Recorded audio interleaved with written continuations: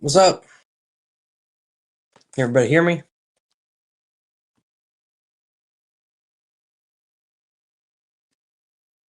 Got Clem and William in the chat so far.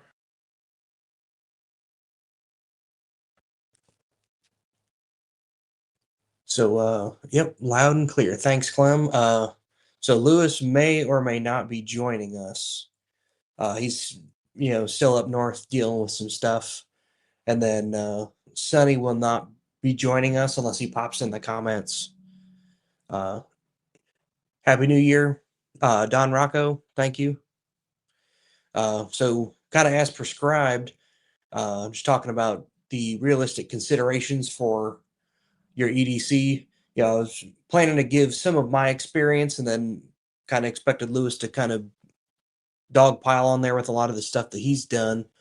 But part of it's going to be some discussion like with you guys, and then some of it's just going to be like my opinion based on my life experience and the training that I've had, or just the life that I've lived. Let's see. Mm, I think Lewis can just join if he decides to. So I'm just going to let it run unless he texts me. So as far as your, just jumping right into it, as far as like what I consider like realistic considerations for your EDC, like where people I think genuinely go way wrong, like if we're specifically talking about gear, uh, good thing I think to start with is like medical gear. Uh, Definitely, I always have multiple tourniquets on me, but something that I feel is highly overlooked, and it's based on the way that data is collected, and that's like the underuse of like carrying chest seals. And then part of that I think is because a lot of the data comes from law enforcement and military. Like, hey, we've used tourniquets all these times and whatever. Yeah, but those people are also wearing body armor the whole time, or at least for the most part. So the chest wounds are not as prevalent for them as it is for regular people.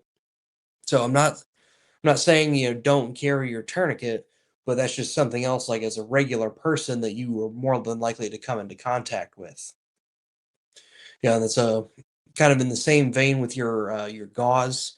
A lot of the dudes like they say it's minimalist, but whether they're at class or it's their genuine everyday carry, you'll see like one little square of gauze stuffed in their little belt pouch, or like I don't know who makes those. Or it's just to me like having stuffed gauze into bullet wounds, like where you're actually trying to save the life of what's going on.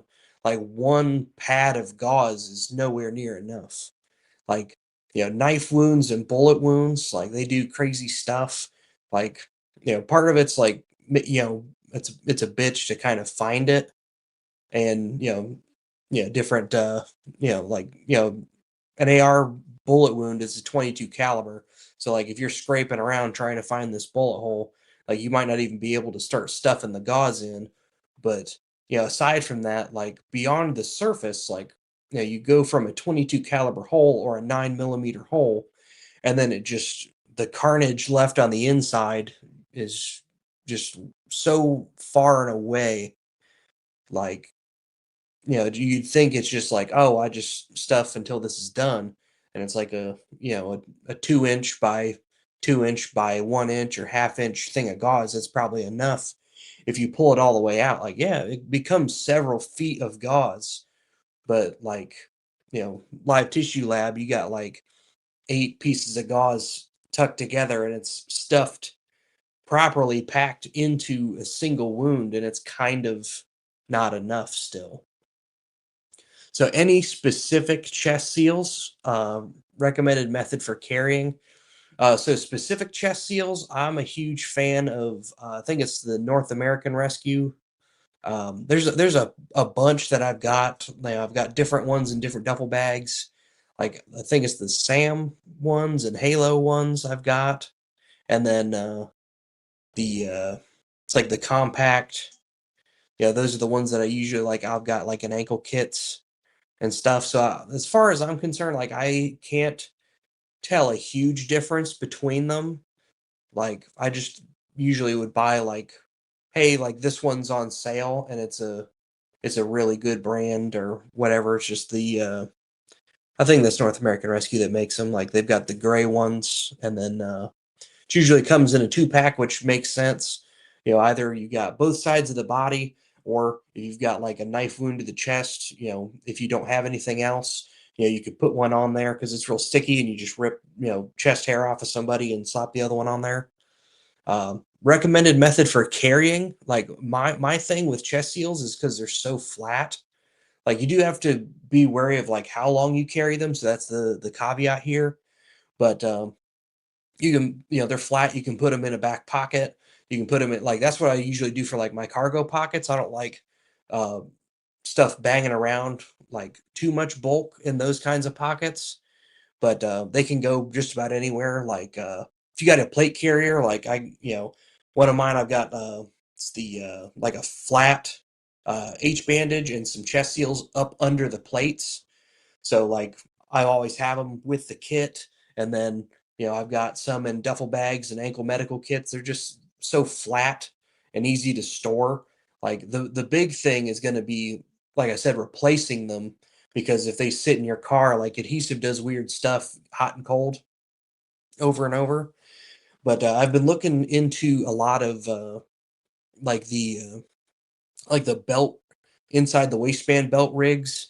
Mastermind Tactics has one that's pretty cool, and then there's another company, if I can find it. I keep screenshots of some of these things. Like I don't buy one of everything, but if I see something cool that somebody shares, I'll take a screenshot of it and it'd be like, oh, well, that's pretty slick. So immediate casualty care has some, and it's basically just like a pocket, like in the guy in the picture's having it at kind of like his 3 o'clock or 9 o'clock, like on the hips, where like I'm not carrying my gun there, so I've got the gun appendix, but it's basically a fabric pocket with like a DCC clip or a belt clip on it. And you can, they've got a couple different sizes. You can put a couple chest seals and a bandage in there, like the flat packs. I dig those. And then like your tourniquets and stuff, like that guy's got one in there. And a couple of these make a like the Snake Staff Pro. It's for the snake staff tourniquet, it's like a DCC clip that can go up like appendix. Like I've been looking into those. Just kind of getting my hands on whatever I think looks cool, but I'm not trying to buy boxes and boxes of gear. Yeah, yeah. So being more discreet for the office setup, the that immediate casualty care that I was just, I don't know if this will look like complete dog shit, but I can pull up the thing on my phone if I can turn the brightness up. If you can kind of see that, pretty fucking slick. So it's some of the things that, you know, if you're not trying to look super tactical or have tons of bulk in your pockets, that's a big thing with especially like in my case, like I wasn't supposed to be like even carrying a gun when I was working at the last several places. So anything out of order, like for a regular person, yeah, I could probably explain away. I've got a flashlight because I'm going through like crack houses with no lights and no windows and stuff. And then maybe I can get away with explaining why I've got the pepper spray on the belt. So, just the few amount of questions, like, especially like with Clem, if you're like in a like an actual office with like real people and not the people that I'm around, keeping it discreet probably helps. And another thing, I'm not super into like, oh, well, buy this pair of pants or buy all this other shit.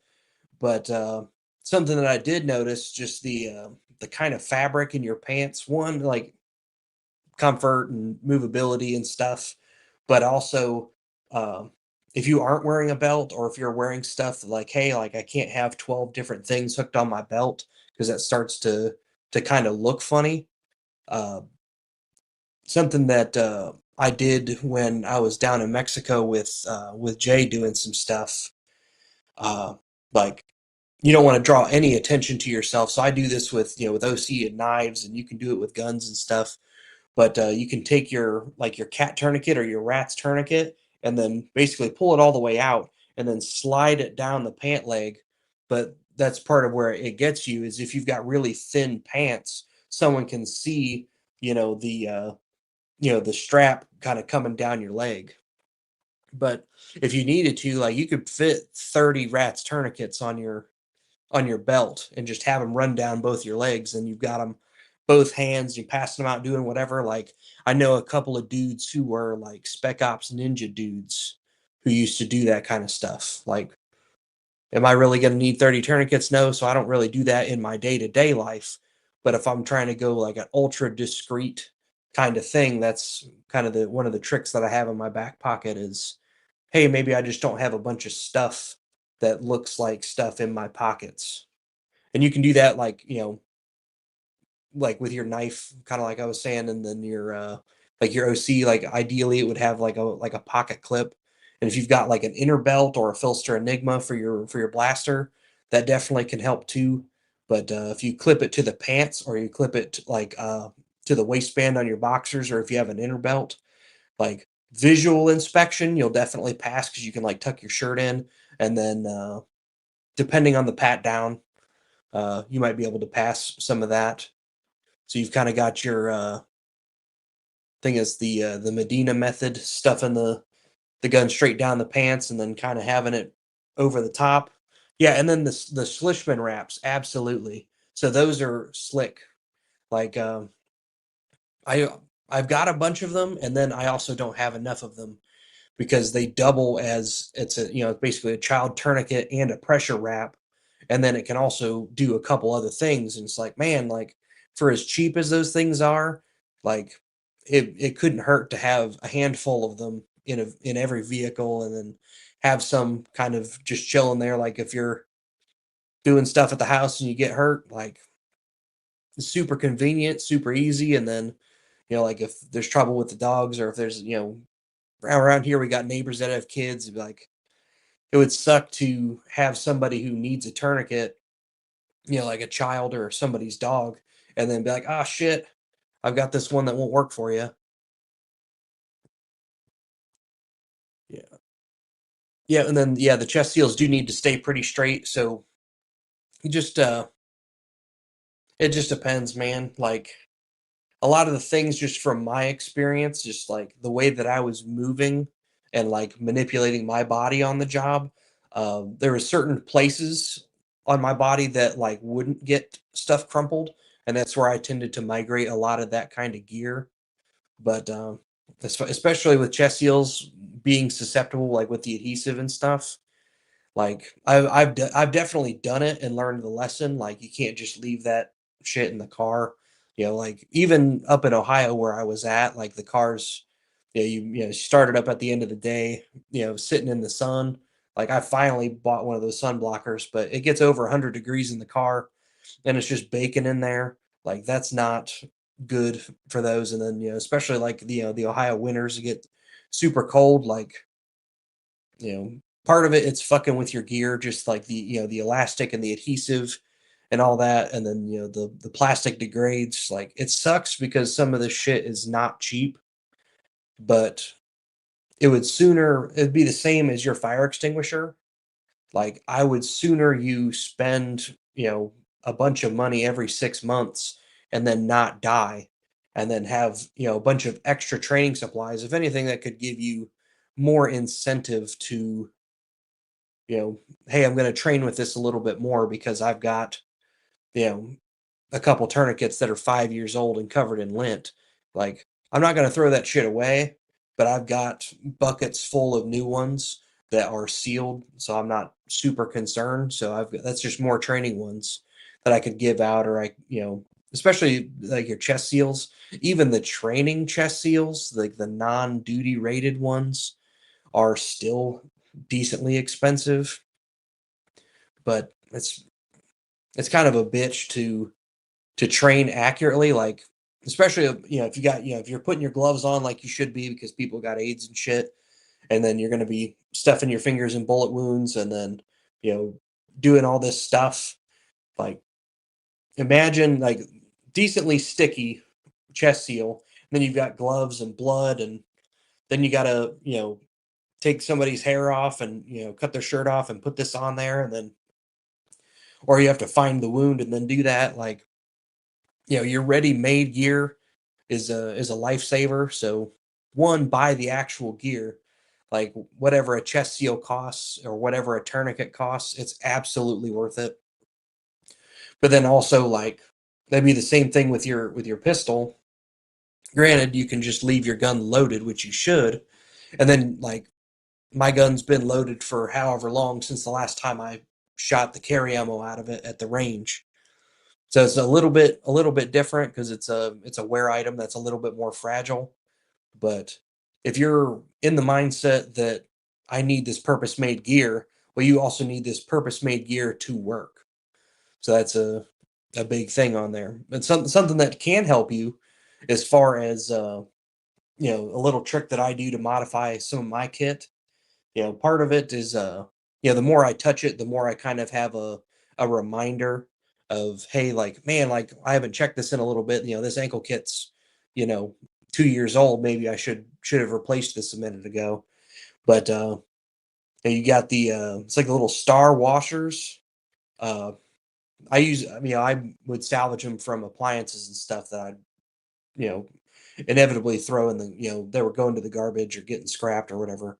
But and then basically you can put like duct tape, little wings on them. So, like, if you're holding the package, you can grab this top wing and then, like, peel it off.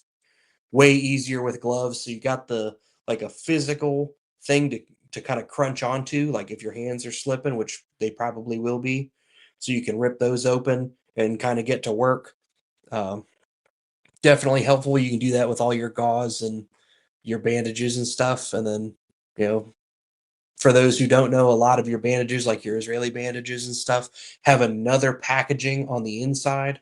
So if you're worried about staging it in a way that it makes sense, be aware that some is secondary packaging and then some can be used as an occlusive if you need to. But I would sooner you just buy a fucking chest seal.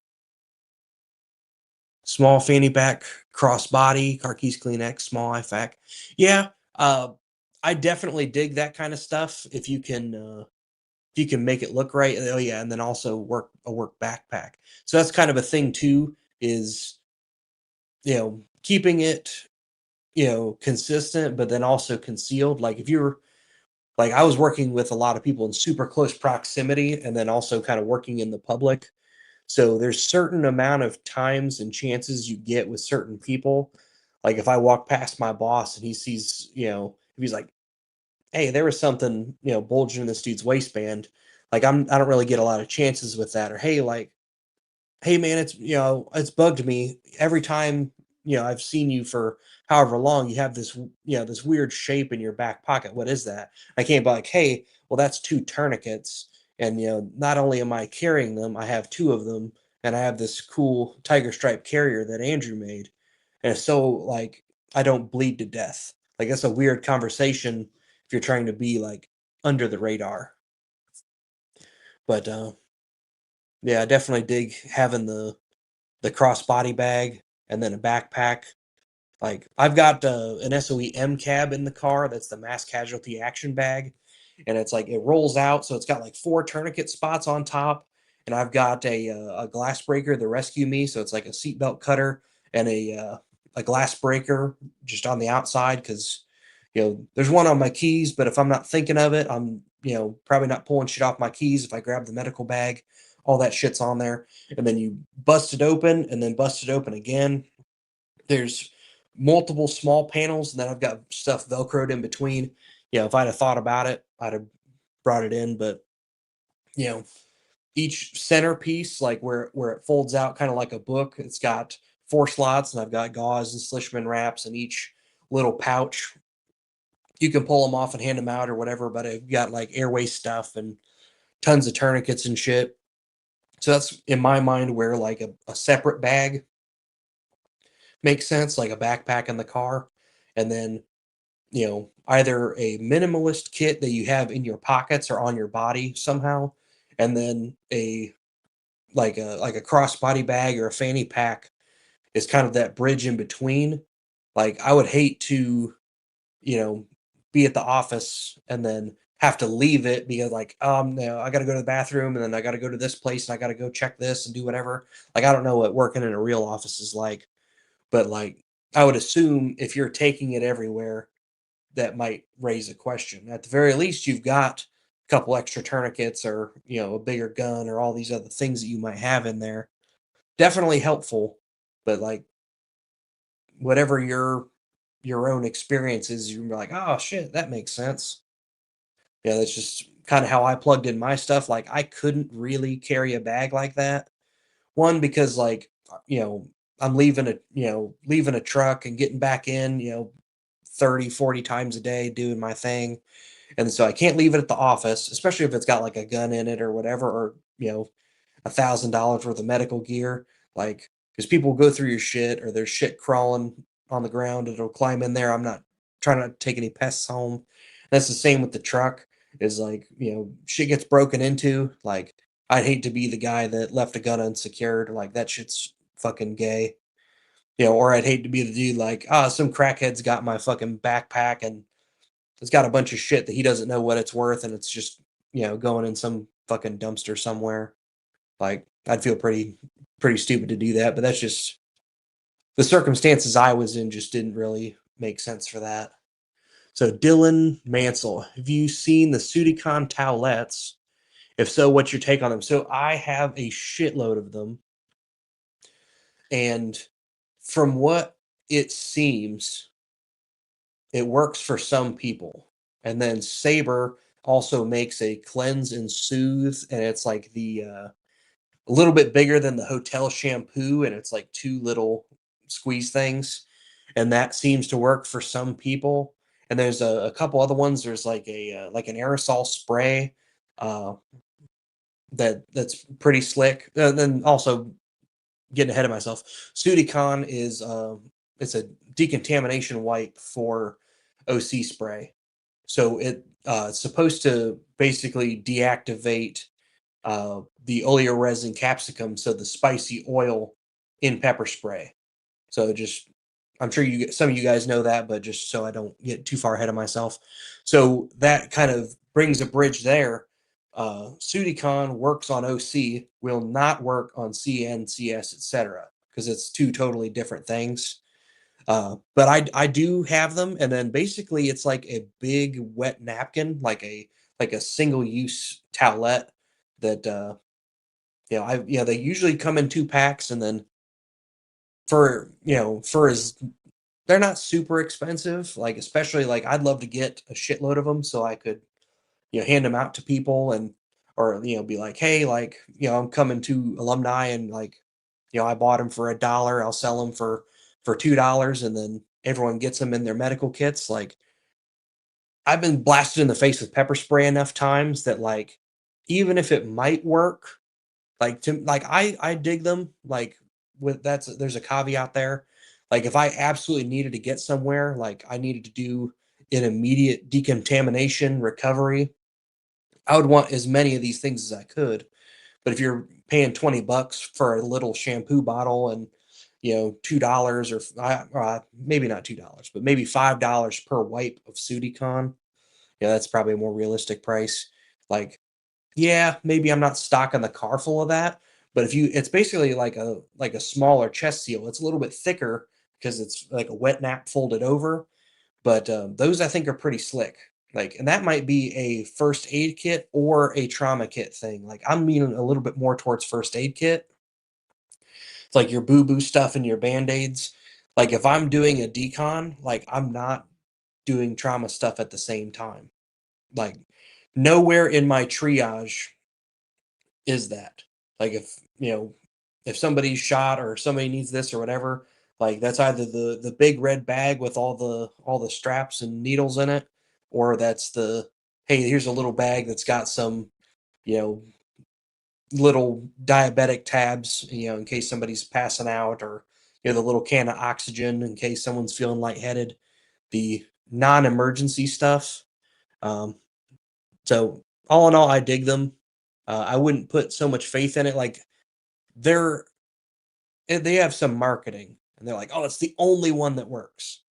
And then you've also got people on the internet saying like, oh, well, milk works or water works, or jumping up and down and doing a somersault works. Like the caveat to the I would carry some Sudicon is in my opinion, your best decontamination for OC spray is time. Like just that's it.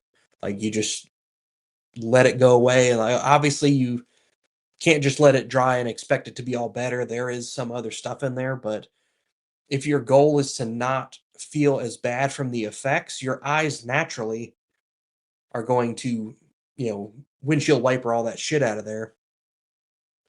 So definitely helpful, but it has its place. Kind of in the same vein, as a couple of these other things. Like it's not the end of the world if you didn't have that in like Sudicon in your kit, but for you know if you carry pepper spray, the chance of you getting pepper sprayed like as a back blast or fighting a dude that's got it on it, like kind of there. And then like, the crimes that people commit with less lethal tools are, I wouldn't say going up necessarily, but that's been a thing for a long time. Like someone's in a department store, like I've got some of these videos, but it's like a guy walking in, grabbing a bunch of shit, and his partner's walking with some bear spray and fucking blasts the Kmart lady or fucking whatever they're at. Like, yeah, it couldn't hurt to have a couple in the car, like either for yourself or for your coworker, or if you're out at some place. Like, I hate to say protest because a lot of cops do use OC spray, and that's exactly where I would use it. But the caveat there is like if they start bringing out the 40 mil launcher that's got the weird stuff in it, like it depends on the kind of smoke that's coming out of them. So they've got like OC baton rounds, but if you're doing it with CS gas, you're just throwing money away. Not a ton, but it's just not going to help. Let's see. Recent Walmart arrest video showed a guy uh, carrying a small bag. Okay, and then shirt can also be used as gauze. Yeah, you like every day you have a shitload of gauze on you. So like if you had to pick one thing, like if I had to tell you one thing that I'd be like, hey, like maybe you could forgo a little bit would be gauze. I know I just said, hey, we, stuffing shit into bullet wounds. There's a ton of stuff. I'm gonna move this. This is a little out of focus. Let's see if I can. That's a little bit better. But yeah, it would be the gauze. Like I can manufacture a chest seal. Like I can do that, but that's a bitch. I can manufacture a tourniquet, but that's a bitch. Like I would never tell anybody that it's easier to manufacture or more convenient to manufacture than just spending $30. Like at that point, it just like gauze, sure. Like this, some surgeon's gonna fucking pull my SOE shirt out of somebody's leg. Like that's not my fucking problem. If it saves their life, I don't give a shit. Uh, Adam Hall, spray Sam again and see if the Sudicon wipes work for him.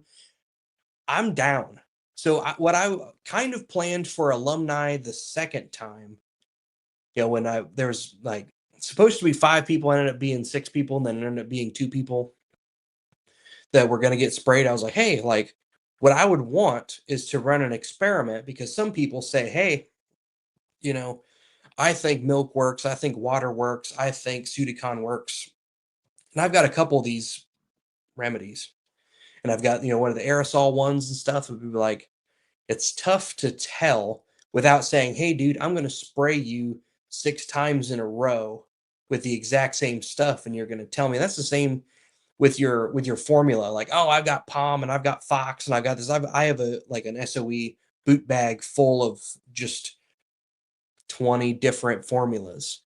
And it's like, which one's better? What's the trend? Is there a common line that you can say like, oh, well, these kinds are better. So that kind of saves somebody the dealing with any of that shit. Who could really know? So that's the thing with pepper spray in general and with like your Sudicon. The only way to know that it's gonna be effective or ineffective is to do it. So why I tell people to get pepper sprayed is so you know the effect it's going to have on you. One, because like in court, you can say, hey, my client, your lawyer, this is not legal advice, your lawyer's going to say, hey, my client knew that he was completely incapacitated under pepper spray. Here is the video evidence that I took in class that, here's this thing like he definitely could not fight, so when this guy pepper sprayed him he fucking blasted him. Like, you know I expect you guys to exercise your own thought process around that, but that's a big thing. But also is the elimination of novelty.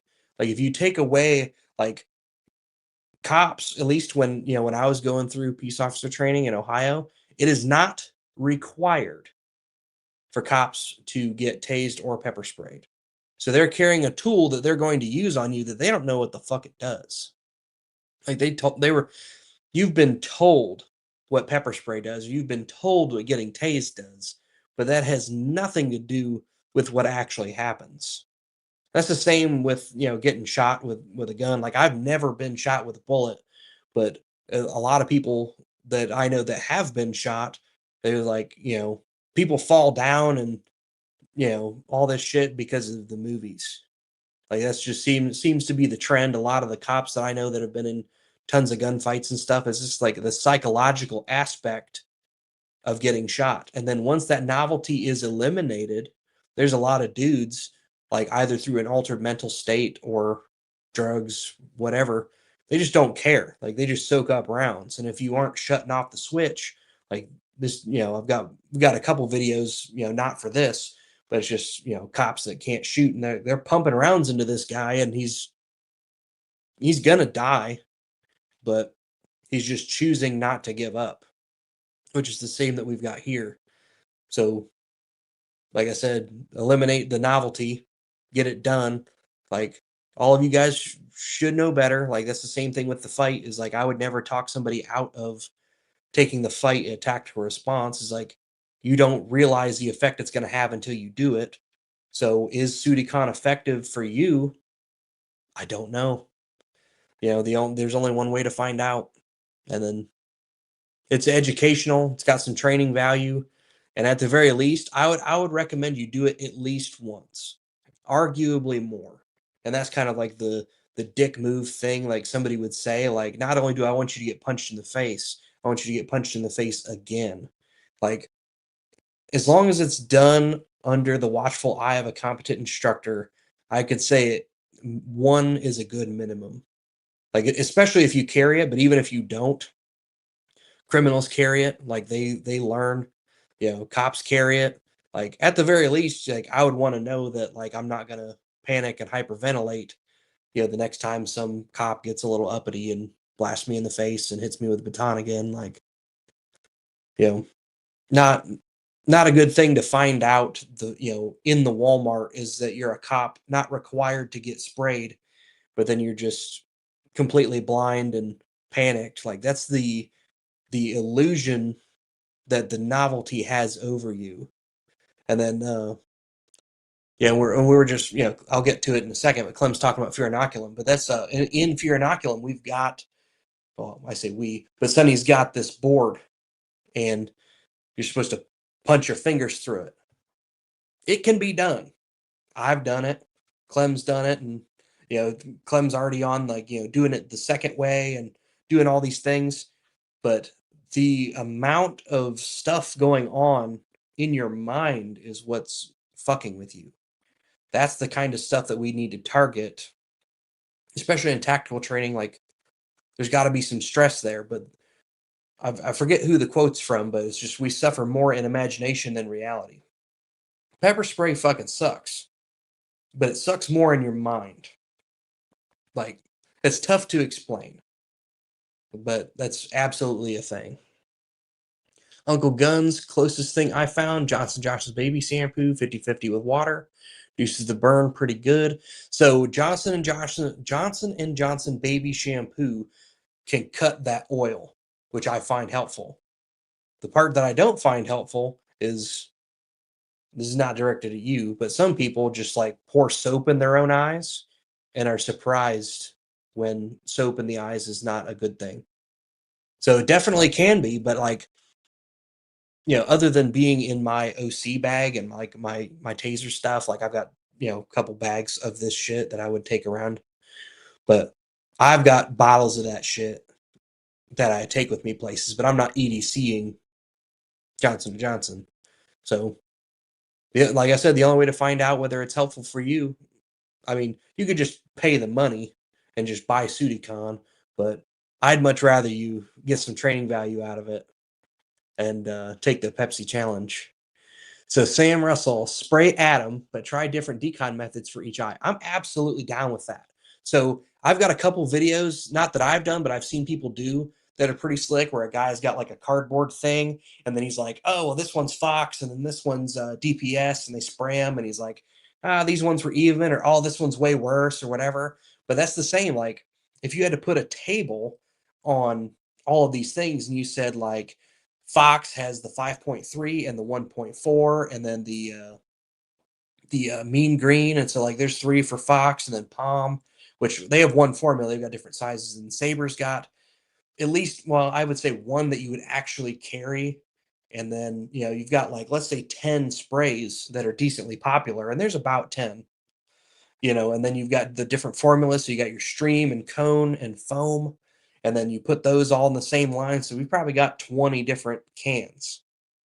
And then you've got, okay, well, how do these feel? And then what data can we derive from that? Like, hey, well, these ones seem to be more effective and these ones don't. And then on the other side, that'd be the same.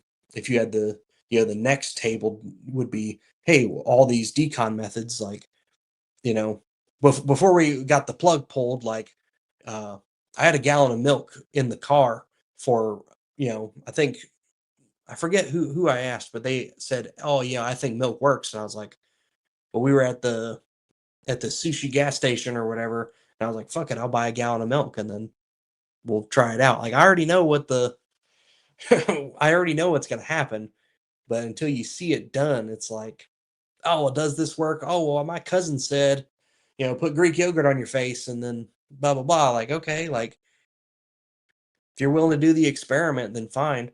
But those are the different things like running through my head. That's like it has training value, but like who other than like a few special retarded people are going to be like, yeah, I'd be down for an experiment like that. Like you have to be pretty much fucking stupid. Like I'll say it, like if you're getting sprayed a bunch of times in the face with pepper spray, like you're a fucking idiot. So like fair. Clem said sap is greater than pepper spray. I don't think so. Like if I'm locked in an elevator with some dude, yeah, I definitely would agree, but like two totally different tools. Definitely like, I'm way leaning towards the pepper spray just from my life and experience. So saps, like they both require training, but the learning curve for pepper spray, I would say, is definitely a lot less steep. And then for any reasonable situation, like you're not killing somebody with pepper spray. If that's foregoing if they have an allergy or if they're doing stupid shit that like they walk into traffic, or curl up in a ball and asphyxiate themselves. Like if there's anything that's a non-lethal tool, it would be OC. And saps, you could kill somebody accidentally. I like that you can, like, especially with flat saps, so like not blackjacks, you've got two different sides. So you've got like the blade, and then you've got like the palm of this of the sap that you can fucking, do like your force transfer into the, if you get smacked with a sap like in the collarbone, like you're probably not feeling good. But if you get blasted in the face with pepper spray, like I can leave and then maybe not have to call the police. Not legal advice. by the way. But that's a huge rabbit hole that, like, I'd love to have a panel discussion on that with a lot more people that, like Aaron Little's hit a bunch of people with SAPs. Like, yeah, that'd be pretty cool. Med gear's cheaper than her funeral, absolutely. Let's see. So not a big fan of improvising, instead just having the right gear, but Paul Gomez's IFAC, really interesting improvised tourniquet. Yes. So that's the kind of thing. Like, if I was dropped off, in fucking Mexico, like I can't just fucking order Amazon Prime fucking, chest seals or whatever the fuck. Like, you should know how to do this. Like, my mom is planning on going on a cruise, and I was like, hey, here's some things you need to know. Like, obviously, you can take some of that shit with you, but hey, if you don't have this, like a cop saved somebody, like used a Doritos bag as a fucking chest seal. Hey, you should know how to do this, or hey, where do I, get a weapon? Like, where do you do that in a place where you can't have it? That's the same philosophy that I have about that is the same I have for medical devices. Pay $30 for a cat tourniquet, fucking cry about it. Fucking chest seals, fucking gauze, whatever. Like that shit, we already said it, cheaper than a funeral. Like, I can't explain it to people that, they spend thousands on guns and none on training, or they buy training, but like, they, they go to the bar and fucking spend $500 a night and get into fights and shit. Like, what are we talking about here? Are we talking about trying to save your own life, or are we talking about having a costume? And there's a lot of dudes that do the costume, the tactical, whatever, that have a med kit has a costume, like their fucking tourniquet's not staged. And then, like, I'm not gonna say, oh, it's still in the plastic, because the plastic at least can have a purpose. Like, you can use that as an occlusive, like, not saying that's the best thing. Like, I'd rather you have all your gear staged and ready, but if I had to choose between you having the full medical kit and then like your kids getting food, like, it's very tough to put yourself in that position. You got to have priorities. But knowing how to improvise is shit. Absolutely. So, Sam, I just record and not participate. Yeah. Have you been pepper sprayed, Adam? Not saying that I'm going to surprise you or nothing, but, you know, if you haven't done it, then I suggest you should. If you have done it, but you haven't done it in a good scenario, have you, or if you like scenario OC training and then skills OC training, like, bring them together and do it live, is what I'm saying.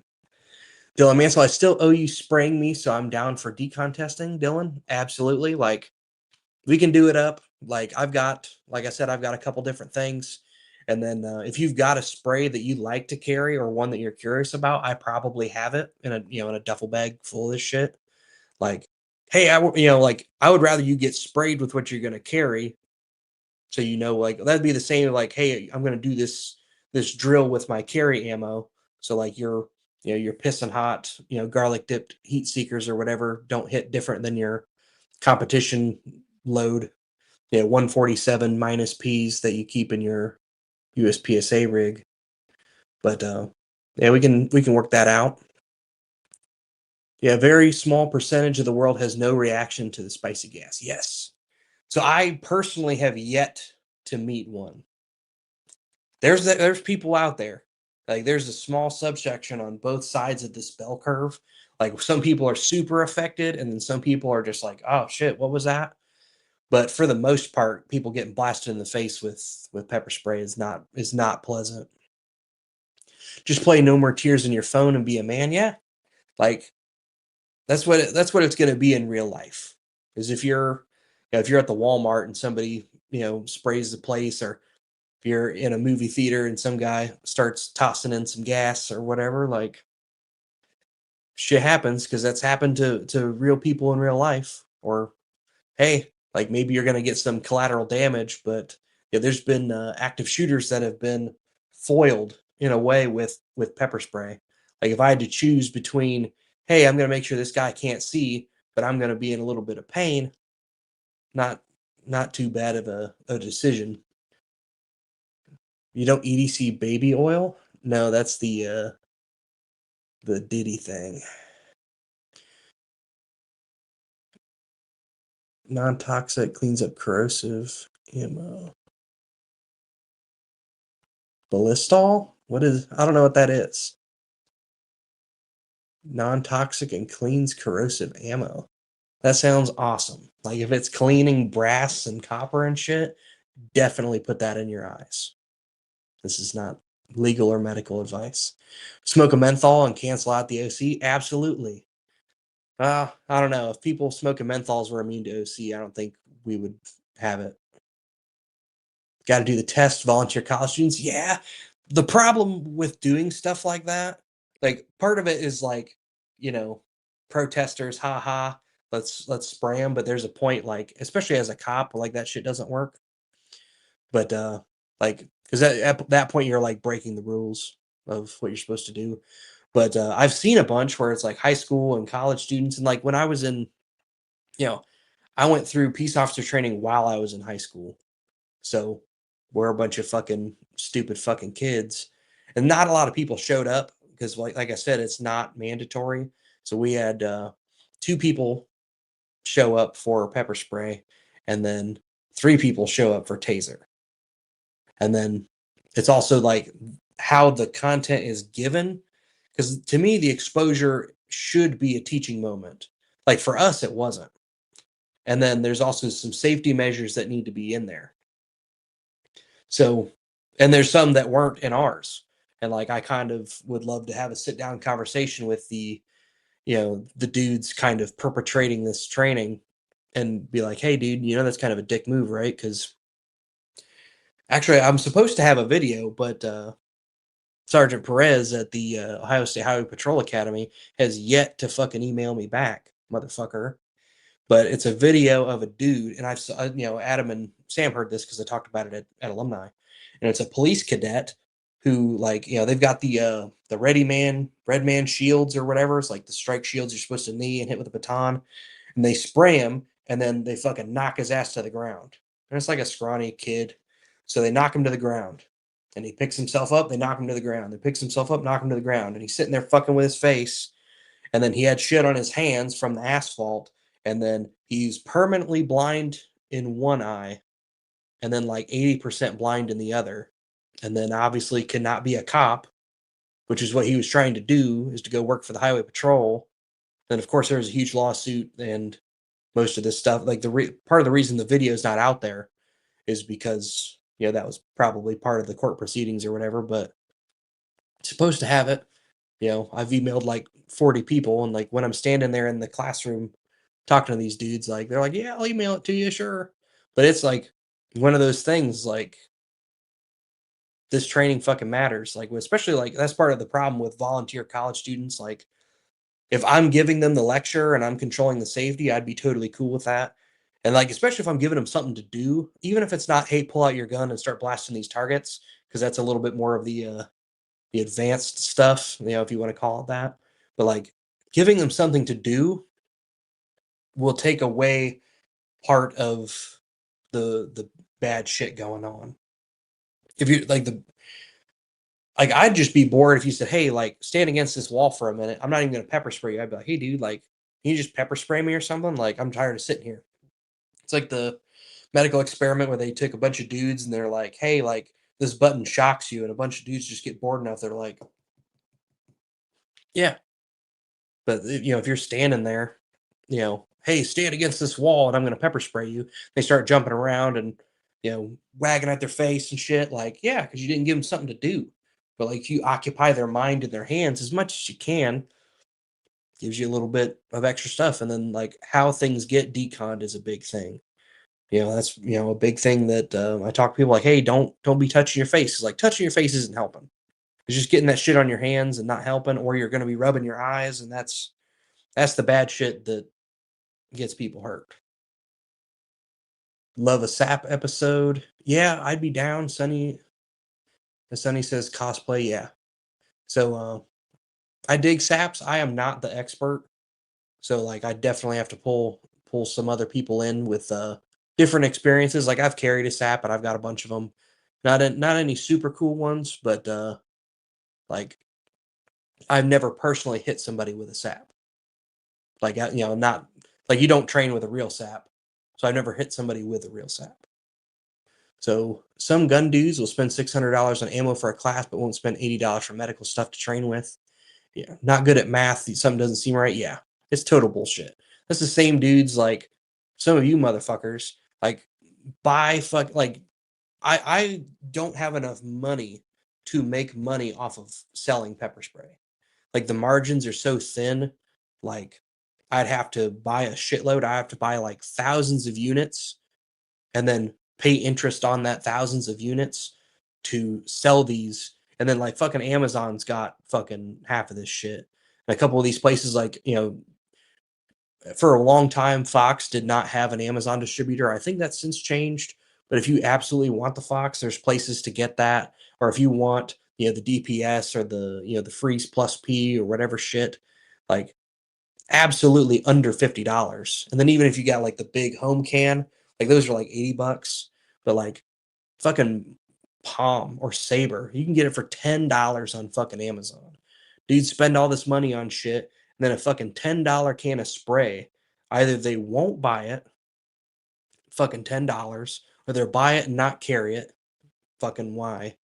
Or they'll buy it and like, oh, it's for my wife, and then I won't train with it because I think it's fucking stupid and useless, even though it's not, but I'll give it to my wife, or I'll give it to my kid, or I don't know what this does, but here you go, or oh, I've never tested this fucking $10 fucking spray, but I'm saving it. Like, what the fuck does that mean? Like, or oh, well, we're talking about fucking how much shit costs. How much does fucking going to jail cost? For fucking getting AIDS from some dude because you had to fight him.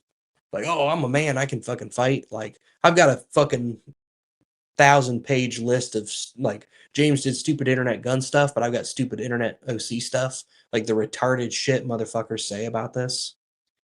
Like it will be a series. Like some of it is just like I feel so fucking passionate about it. Like and some of these people, like one, like alumni, so like I'm gonna start fucking pepper spraying motherfuckers, like just cause. But some of them are like big name trainers and then training junkies that do all this stuff. Like, yeah, you spend a lot of money on classes, but you're a fucking retard. Like, I don't fucking get it. Like, I'm not a fucking black belt in jujitsu, but I've got, a handful of entangled gunfighting classes and then, some of the Systema stuff we're doing, down with Sunny and all that shit.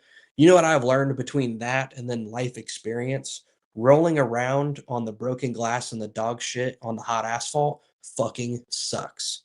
If I could fucking pepper spray a dude and then either leave or fucking now he can't see and I can fucking, you know, kick him in the knee or fucking punch him in the face and then run away or fucking, choke him out or fucking whatever. Like I will take that 10 times out of 10. Like the way that Chuck Haggard puts it is like, if you could, like, if you were in MMA and you're getting into the octagon, and you could fucking three stooges a motherfucker from 10 feet. Would you do that or not? Like the bell rings and you can just boink. Yeah, I would absolutely fucking do that for $10. Like it's fucking stupid. Like and like I would like you could it's very hard to go wrong in some places, and it's very easy to go wrong in others. But if you buy the wrong OC spray, like, oh, I wanted, cone and I got stream, or I got stream and I wanted gel or whatever, like why would you want gel? But it's a $10 mistake. Like it's easy like to do that. Like I don't fucking get it. Yeah, Adam says Aaron Little did a great sat block at alumni. Yeah, I think that was before I was an alumni because I haven't missed one yet. But that's another one that's like, man, like he was doing one on a Saturday once, and I think it was in Lexington, and it was like, hey, like I think he was about to go do a trip or something. He's like, hey, need some money, let's do this class. And it's like I work every Saturday, or I did at the time. So it's like there's no fucking way I can get the time off and do it. But like that's an absolute thing. Like definitely, like if I get enough interest, I'd love to host him for shit like that. or if I could just like beat them over the head with, enough to be like, hey, do this at alumni, do this at alumni. But like, you know, shit for another day, but definitely on the list.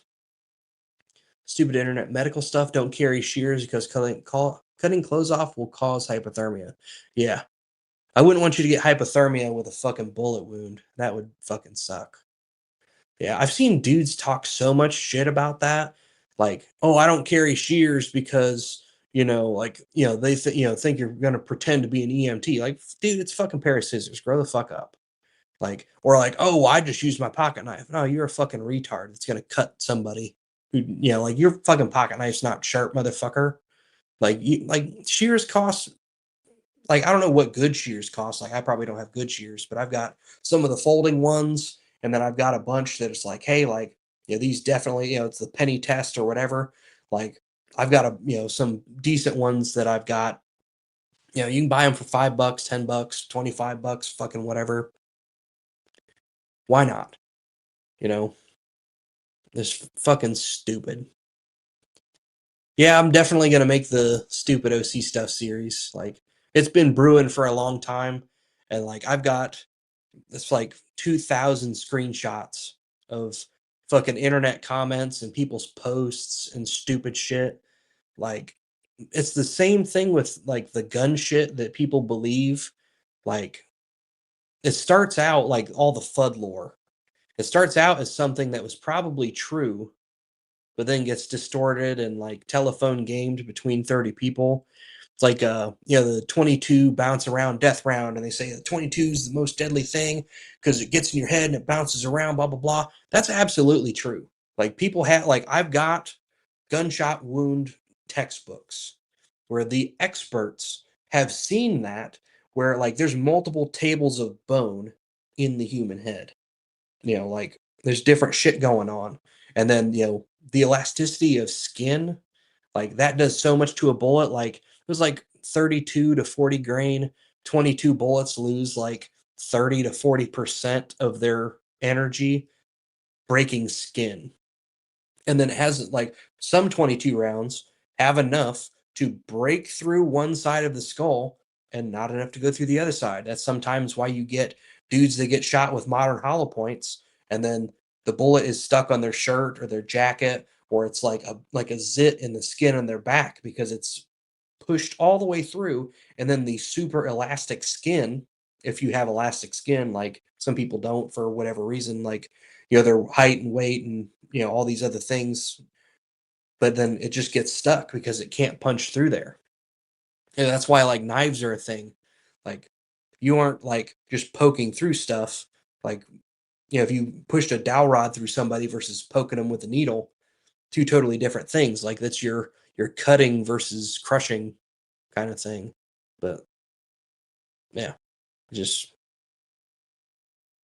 weird shit, man.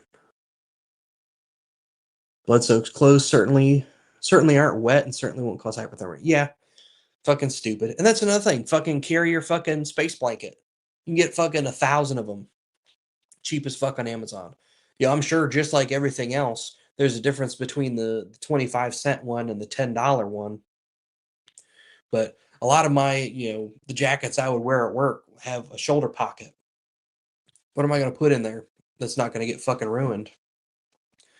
Couple space blankets, like when your fucking truck gets stuck in the snow for fucking 8 hours. Like, cause that's happened. And like, well, thankfully, we weren't, it was freezing cold, but it wasn't the end of the world. Nobody died, but it's just nice to have. I didn't need it, but if I absolutely had to have it, it's there. Or even if it's any time that's not winter, fucking laying somebody out on concrete and shit, like that sucks the heat right out of somebody. Like, why not have it? I guess some of the shit that like everybody should have, and everyone like, even if you wanted to do like a 5-minute class on how to use the motherfucker, like, hey, you can wrap it around this person, or hey, you can set this on the ground and put them on it, or hey, some of these are high quality enough you can fucking lift a person. I think my one of my immediate action medical classes, I think Bruce Swindle was there, and he's a big dude. He's a you know big dude, and then big dude, and then you know Jerry was there, and he's like, hey, fucking you get on the ground, and then we're gonna pick you up. And they picked him up.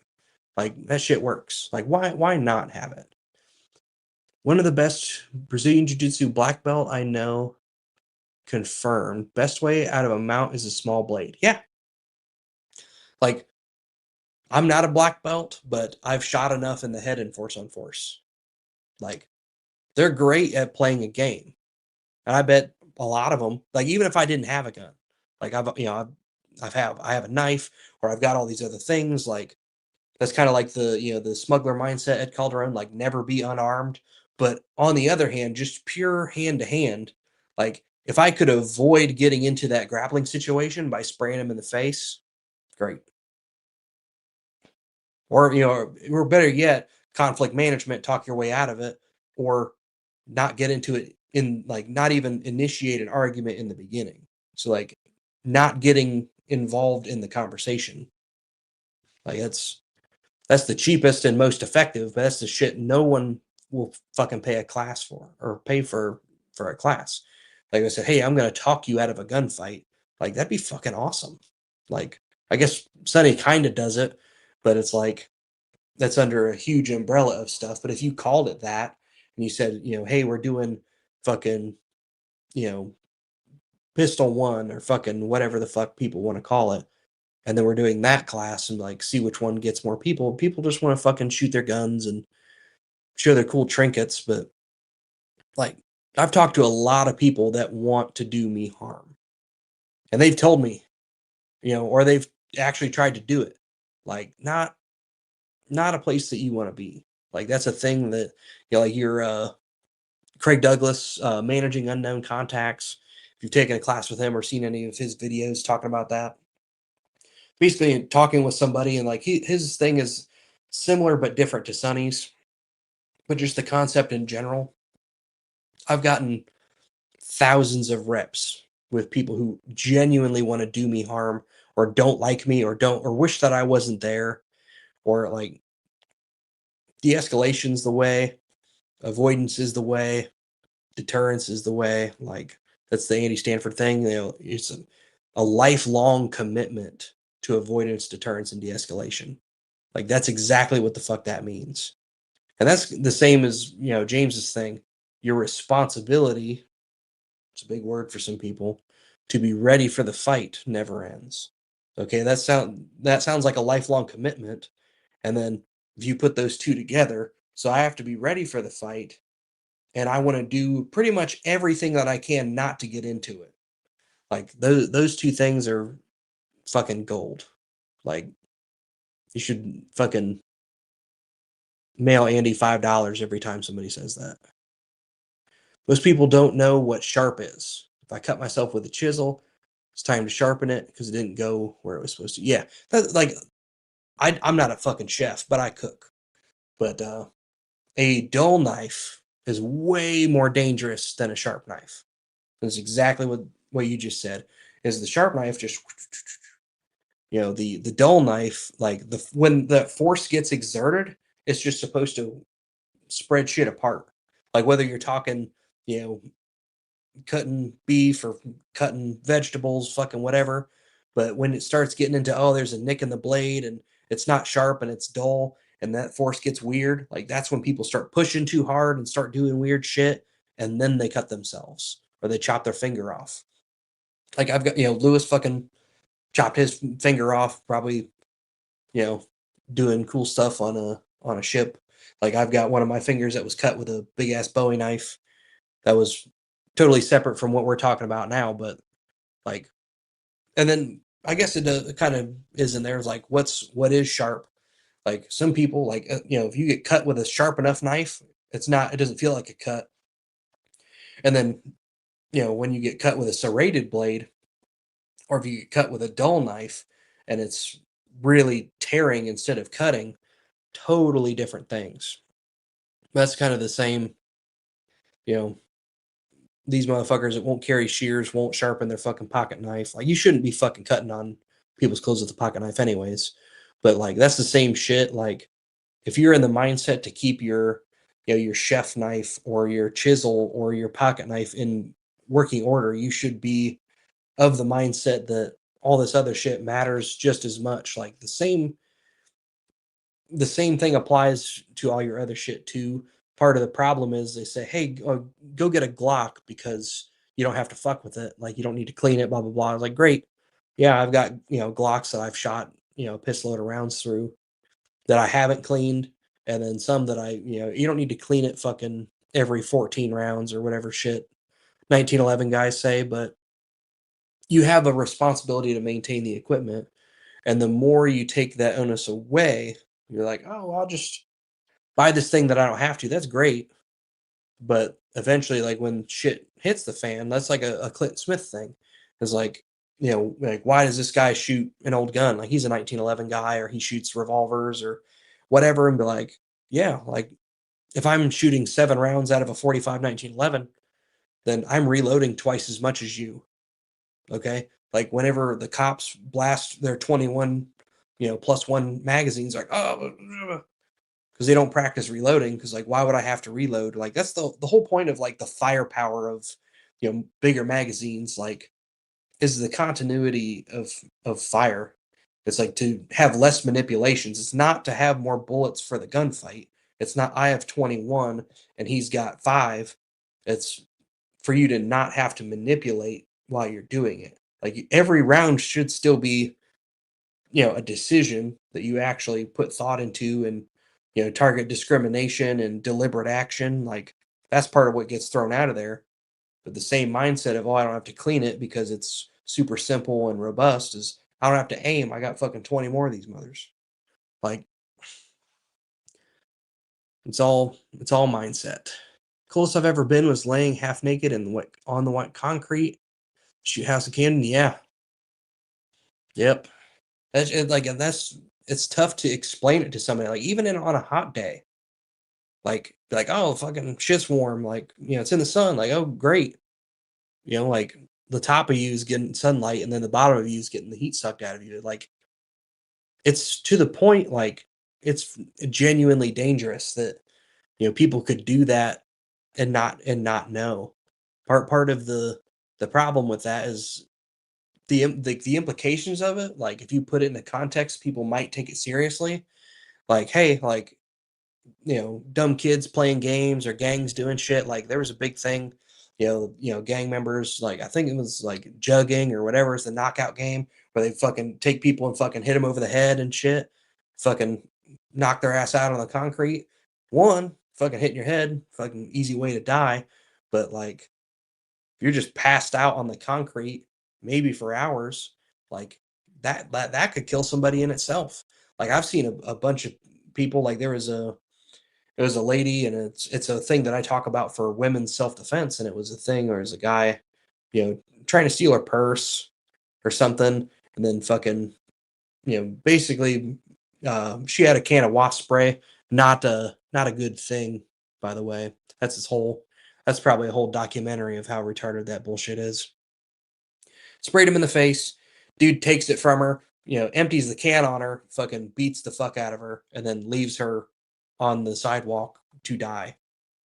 Like, shit happens. Like, if you put it in a context like that, maybe fucking hypothermia makes a little bit more sense to be worried about. Like, it's the thing, like, if people don't see it, like, they see, tactical dudes see the need for a tourniquet because that's kind of what we're putting in front of them when we teach a medical class.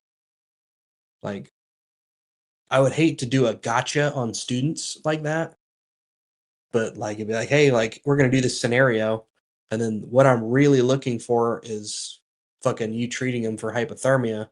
I just want you to put a fucking blanket on it, or check the temperature at least.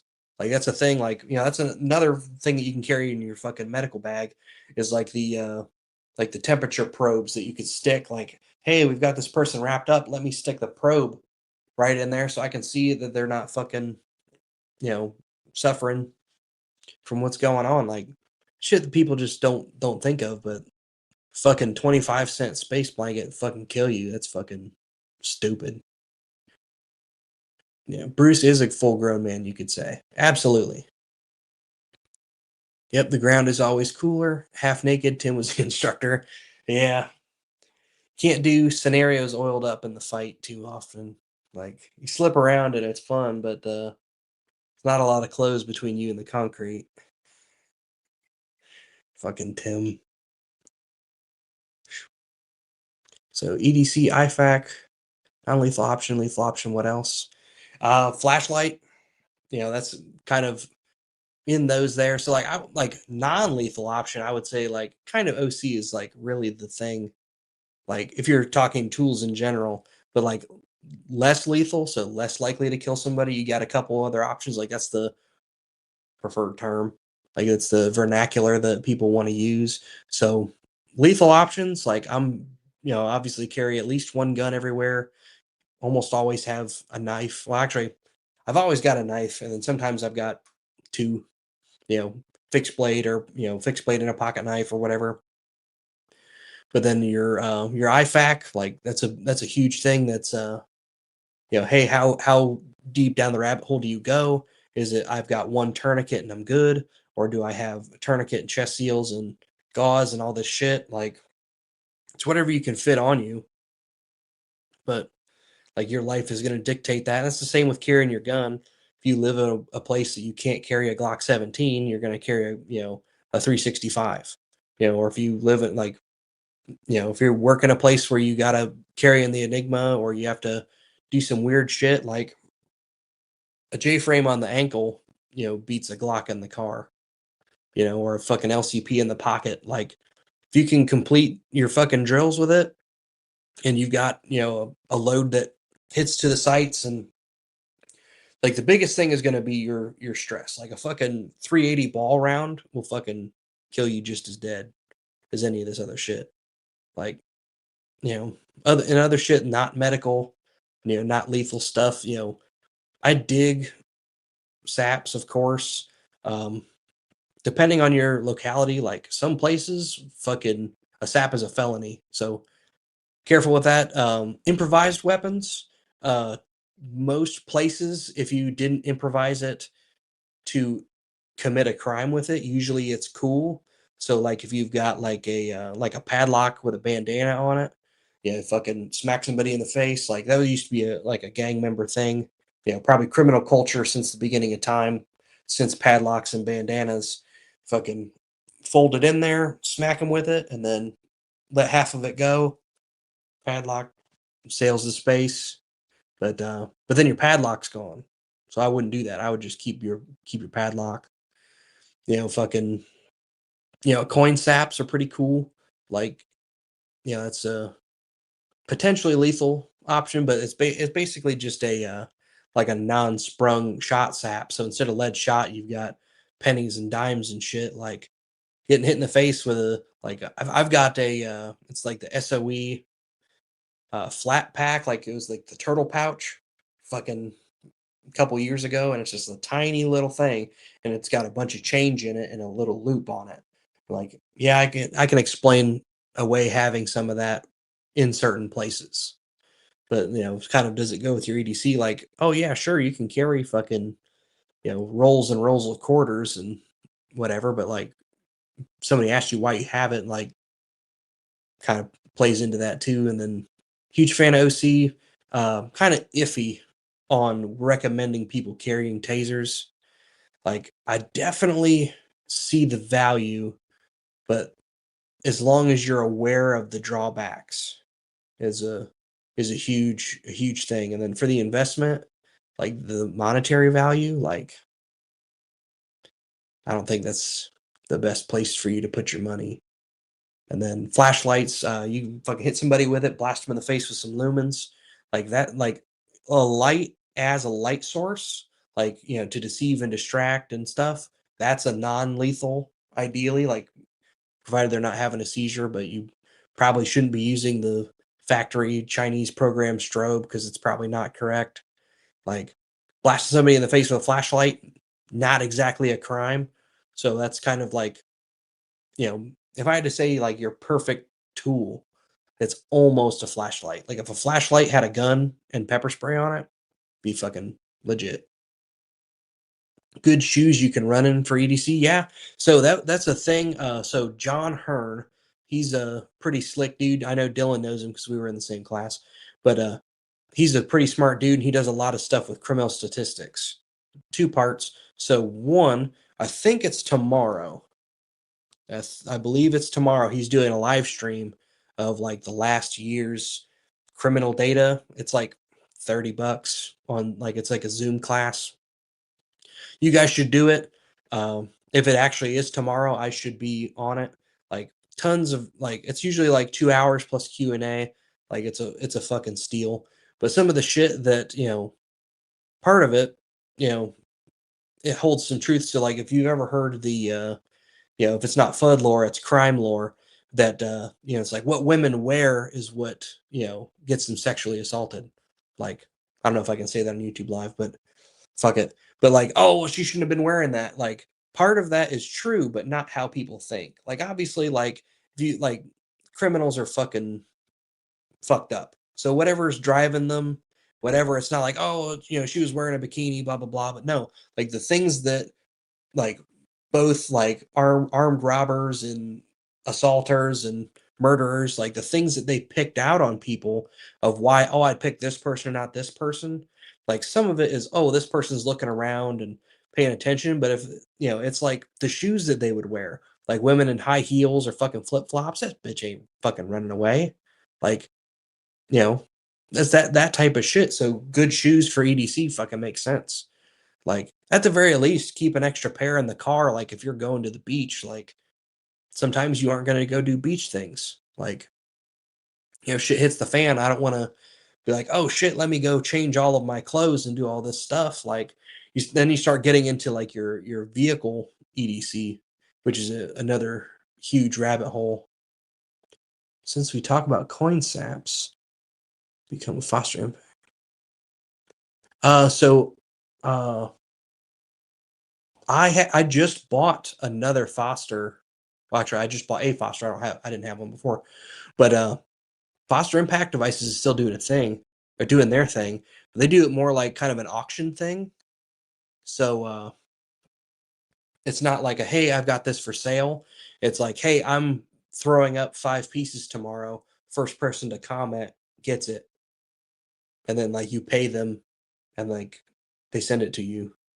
So like I've got their emails and stuff, but like a lot of it, like their firsthand stuff, like you're buying directly from them. I've got some Facebook groups I can show you, Clem. And then secondhand stuff like that, the same group, like the only stuff that they allow you to trade back and forth is their stuff, of course, because it's their group. But it's I like the one that I got. It's legit. Depending on someone's builds, a crossbreed modular holster under tucked in pearl snap shirt works pretty well. I don't know what a pearl snap shirt is. I'm fucking retarded. But a lot of deep concealment shit, fucking realistic EDC. So like an underbelt, Mastermind uh, Tactics makes a pretty slick one. Like that's what people did before the Enigma. Is you just put another thin, sturdy belt on underneath your clothes and then clipped all your shit to that. Like that and the Enigma and the smart carries. And then I'm big into pocket carry for certain things. Like I'd rather have a hand on a gun if that's at all possible. But that kind of plays into your clothes there too. So Alex, the suited shootist, suited like suit.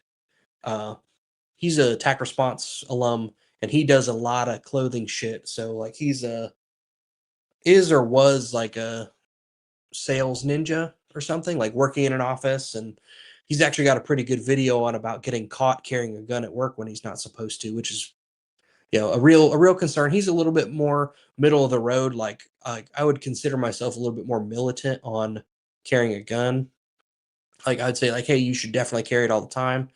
Like you should make excuses, blah blah blah. But I don't have a good enough job, or at least I didn't, where it's like, oh, I would absolutely risk getting fired for not dying.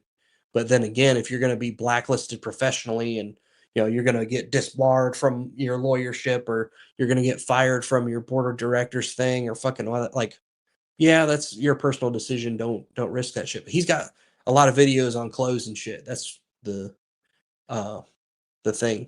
I Adam, I'm pretty sure he's alumni because he talked about James in a couple of his videos. I don't know if he just saw videos, but he talked about some mindset stuff.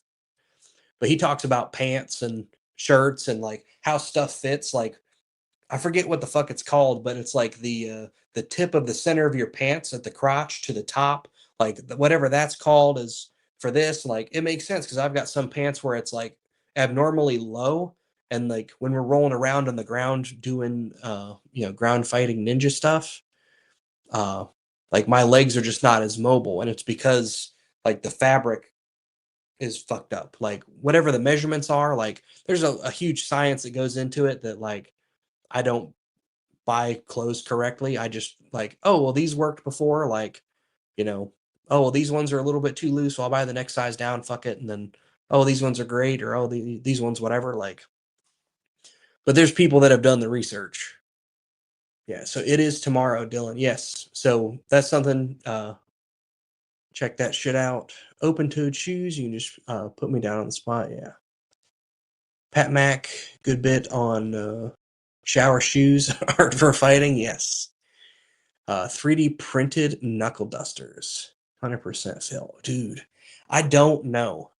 Because that's the thing. Like I've seen dudes that make leather ones, like slipping through metal detectors that look pretty fucking slick.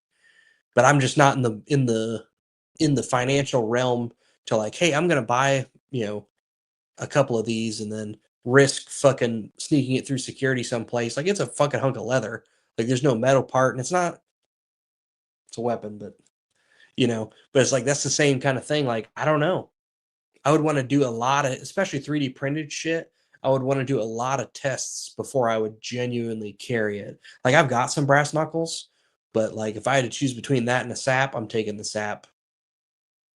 And then I dig I forget, who made it, but James had like it was like a two knuckle, like half duster, and it was like pretty slick. But like I said, like if I bought all the shit that I thought was cool or that I wanted to do tests with or fuck around with, I'd be even more destitute.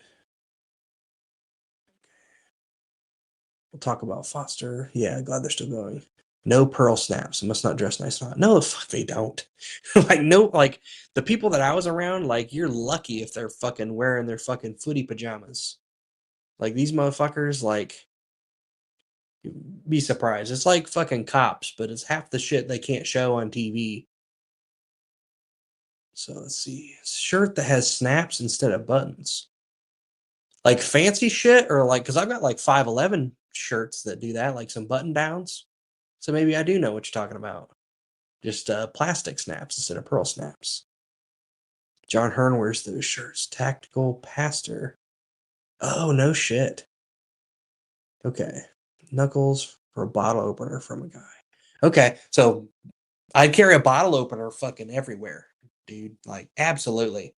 Like, I've got a couple of those, like, in carts on multiple sites. And I'm like, fuck, man. Like, oh, but I got this other thing. And, like, this person needs money more than me. Or, oh, shit. Like, if I've got $50 to blow on that shit, like, I've got 1,000 books that I want to buy. And, like, you know, I can't justify buying all the stupid shit that crosses my mind. Like a Western shirt, you Philistine? I don't know it. I guess I get it. Like, if you said like the shirt that goes with the bolo tie, like that's to me that's what I picture with a Western shirt. Like I don't know what the fuck that means. Like I said, fucking the people's houses that I was in and the people I'm interacting with, the fucking like they're wearing onesies and shit. Like these people smoke crack. Like they don't wear nice clothes. But since we were talking about the extended EDC, like your bag shit and your vehicle stuff, like shit to keep in your vehicle, dude, like that's a whole nother rabbit hole. Like you get into, hey, maybe you carry a bigger gun, like in a backpack or in a car, like, whatever tactical scenario you envision yourself in, leaving and getting a bigger gun and coming back. Probably not a good idea, but not going to piss on your dreams. But Philistine is a new insult. Oh, okay. Sweet. But I'll have to remember that, keep that in the back pocket. But shit to keep in the car that actually kind of makes sense. Like I said, a bigger medical bag. Like I've never been in a spot where I'd be like, I'm glad I didn't have a backpack full of tourniquets and bandages in my car. You know, coats and blankets, shit like that. Shit just makes sense. Like people getting stuck. Like that's an Ohio thing, and up north, shit gets cold and snowy, and people already can't fucking drive in the summer or the spring. You put snow on the roads, and they're just fucking stark raving fucking mad. Like, yeah, traffic gets fucked up, or the snow on the roads and shit. You get buried in your car. Fucking couldn't hurt to have some blankets in there, even if it's not for you. Like, sometimes if I've got my shit, like I've got a battery jumper, like the NOCO battery jumper. Like I bought a big enough one that it could, jump my dad's work truck, which is like the Class B work truck. So not quite the semi, but like the truck that he was like, because he and I were working for the same company at two different positions, and he's going around all over the state. And then I was like, hey, like, probably ought to have this, because there's times where I'd drive his truck, and then, I'd have mine, and like, oh, I can jump 10 cars or fucking whatever, before it needs charged. Like, you know, I'm in a shopping center where, and especially like in a city where people don't have money and shit, like their car doesn't work already. And now something's fucked up with their battery, like it's gonna cost them too much money, or they're gonna fucking walk home. So like I just have it in case people needed it. That's the same, like I said, with blankets and coats and shit. Like I've got a bunch of old coats, like so a Carhartt I used to wear for moving company that did some work for, like, it's an extra, it's two sizes too big or whatever, but it was free. And it's like, it was like a genuine Carhartt coat. And like, that shit's in my car, like shit. Like, if I had to, I'd give that away. But like, hey, like, sorry, your car's fucked up beyond repair.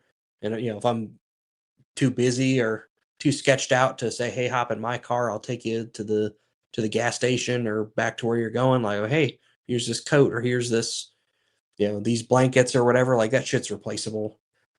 Speaking of getting snowed in or whatever, fucking water, food, like that's the type of shit. Like, you know, why not have it? Like, have some shit, like not even like MREs, but you got fucking protein bars or fucking shit in your car. But like some of like the first aid kit stuff, like even life saving stuff, like your glucose tablets and shit. Like people are having a diabetic incident, like that's fucking medical gear. Fucking, you know, electrolyte powder, arguably medical gear. Like survival shit, of course, but like, depends on how deep we're gonna go on that. Carry Monadnock D Jammer. Yeah, those are pretty slick. I almost bought one when John Farnham was showing me, and it's ah, like I've got other tools that kind of do that, and it's like, man, like I said, I already buy too much shit. Like I've got shit that fills that purpose. So like I think they're pretty cool. Like Kubotans, like that's supposed to be like essentially like a fist load, or that you can kind of focus the force into a point. Like I'd rather just have a sap. And if that's illegal for some reason, like I'd rather make something that can simulate a sap rather than, like, yeah, anything can be a fist load, but like I am not a Kubotan ninja enough. Like, I've been trained on like the asp baton, so like even unexpanded, they're like, oh, this is a Kubotan. But yeah, it's still a fucking aluminum piece of shit. So like, I don't know. Like, depends on how bad it's got. Like, you could take you're in an office, a fucking dentist office, you could roll up a fucking magazine super tight and fucking punch somebody in the throat with it. Like, that's a Kubotan. I'd do that.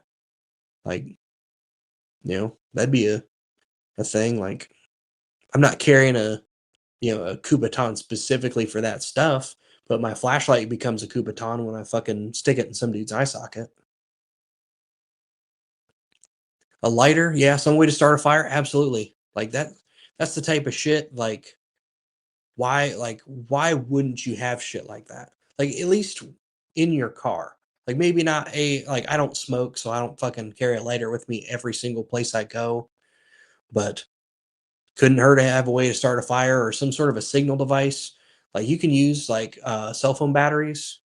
You can use shit like that to start fires. Yeah, a bag of potato chips. So if you've got a way to light it, all the oil and shit and, like, fucking Doritos, like, that shit'll catch on fire. Yeah, GPS, like a Garmin Instinct. I don't know. Is that a GPS? I know Garmin makes that shit. Like, that's the type of shit that's fucking legit. Like, that kind of gets a little bit more into uh, the higher dollar shit, I assume. Uh, Casio keeps me from using my phone in public. Yeah, that's a big thing too. Like, the unexplored aspects of EDC is, hey, this watch keeps me from checking my phone, either from getting that shit snatched out of your hand or keeping your head from being out of your ass.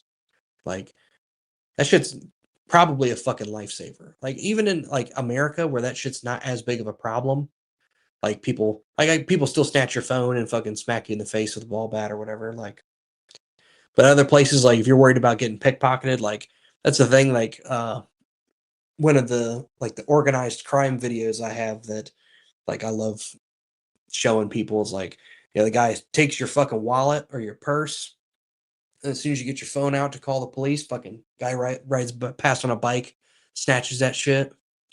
Garmin Instinct is a watch, $500 GPS health tracking stuff, and flashlight super handy. Yeah, but, like, sure, all that shit's going to Bill Gates and Palantir or whatever. Like, they already got it on the cell phone. Can I just have the GPS on the wrist? Like, I don't see why they got to have my, heart monitoring chip fucking on that one too. But other vehicle shit, fucking contractor bags. Any of you fucking mongoloids, like, taking class when it's fucking muddy, like you should. Like, one, it keeps your shit from getting muddy. You can put it over your seat, like the big contractor bags. But, like, there's so many times, like, do an OC class, fucking have a Walmart bag or something, put people's clothes in, fucking, the uh it's not where I learned it, but a funny story about this you can hear on Ed Calderon's podcast. But taking a shit in a public toilet where, like, the fucking bathroom is destroyed. Like, he's talking, like, in Mexico, like, where uh they don't have good plumbing. Like, for the most part, like, like, you see it, like, you can see it places where there's a lot of Mexican people here, where there's, like, a gas station will put up a sign that says please flush the toilet paper. But, like, if that shit's not well maintained, here's the secret life hack: put a contractor bag over the whole toilet, and then now you don't have to sit on shit.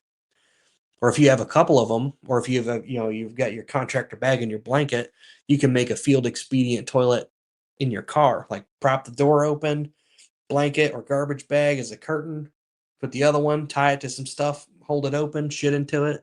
Like, so the the funny story is Ed Calderon literally shitting himself. But, like, the cost of shitting yourself, like, I'd rather just have a contractor bag, and it could just be for fucking whatever reason. But that's a funny story from him at his expense.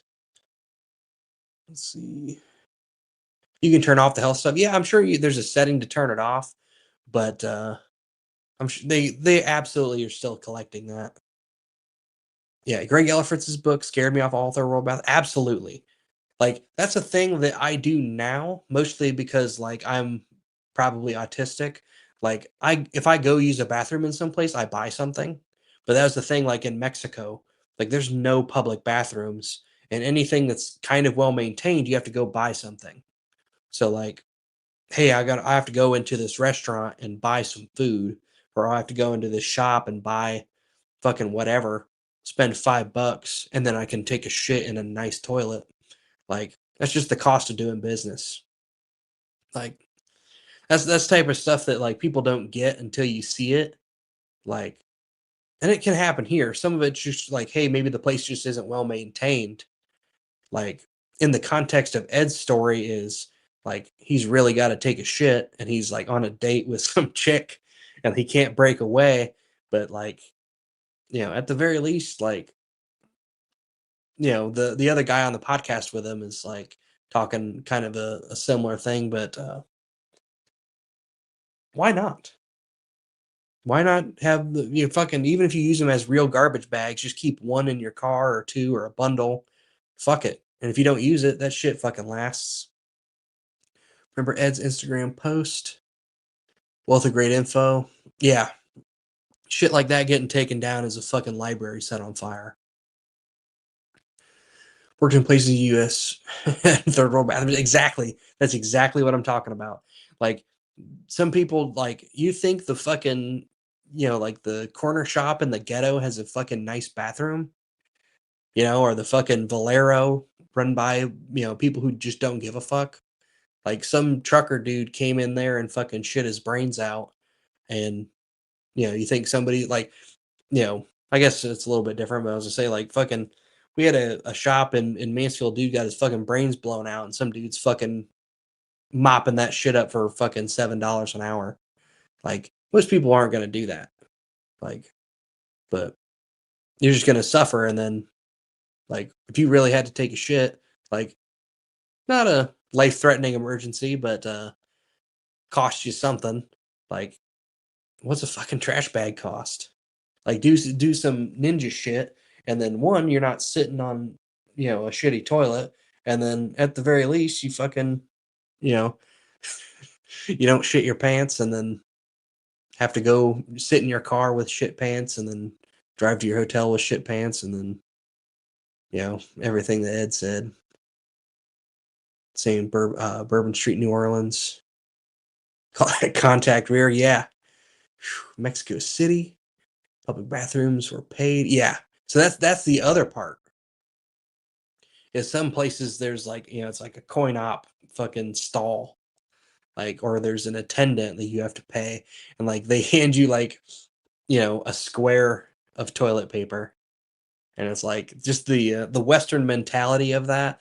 Like, that'd be something like, I know the Sonny growing up in the Soviet Union, it wasn't as bad as some of the shit in Mexico. At least I hope as far as that, because he's never told a story about, you know, being down rationed one square of toilet paper. But like, yeah, like shit gets pretty fucked up like when your plumbing doesn't work. At least to my knowledge, the Soviet Union could fucking figure out how a fucking toilet worked. But yeah, that's another reason to have coins. Like people don't think about that. But like, yeah, there's no payphones anymore, but you're in fucking Mexico. Like, you think some fucking attendant at the gas station is gonna fucking break a 20 for you to take a shit? He's taking that shit. He's gonna be like, I don't know, you ain't got the coins. I'll sell you this coin for $5. Fucking whatever. Like, yeah, fucking ridiculous, man.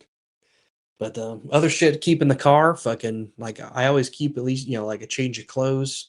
Like, can't hurt. Like, it just depends on what you're doing, but like get into a fight with somebody and they fucking rip your shirt. It's kind of nice to just have another shirt there.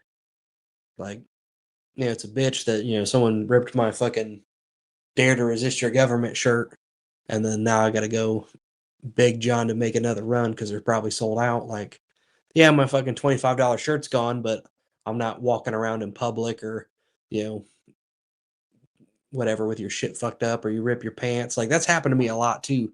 Like moving people's shit and then like, you know, crack house diving. Like you do like a lot of weird body positions. Like either I'm rolling around on the crack house floor or like I'm going up like broken steps. So I gotta skip like 3 broken steps and then I'm carrying heavy shit at the same time. So it like puts weird stress on like different joints in your clothes. Like I've destroyed so many pants, like the Dickies pants were my go-to because they were so cheap. And then I'm just blowing through them, and I'm like, oh, I'll try some of these, and then ruined a couple Vertex and 511s, and then got some of the Katanica jeans. Those did not fucking work worth a shit.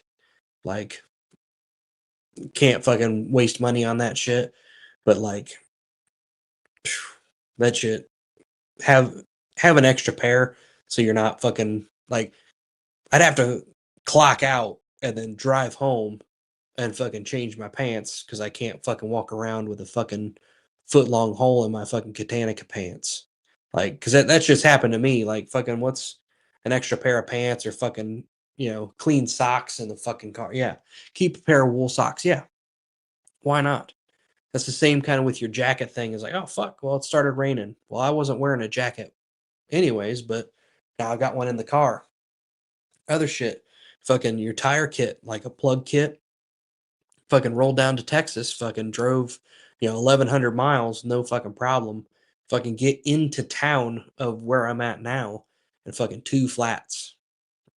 Fucking thankfully, I've got the inflator here, and then I've got a plug kit. Lewis had a plug kit. You know, got me good enough. I have an SOE toiletries bag, underwear, socks. Yeah, fuck yeah. You poop your pants kit. Yeah, but like, why not? Like that's the grown man thing, isn't it? Like if you're packing for a trip, I'm planning to shit myself every day.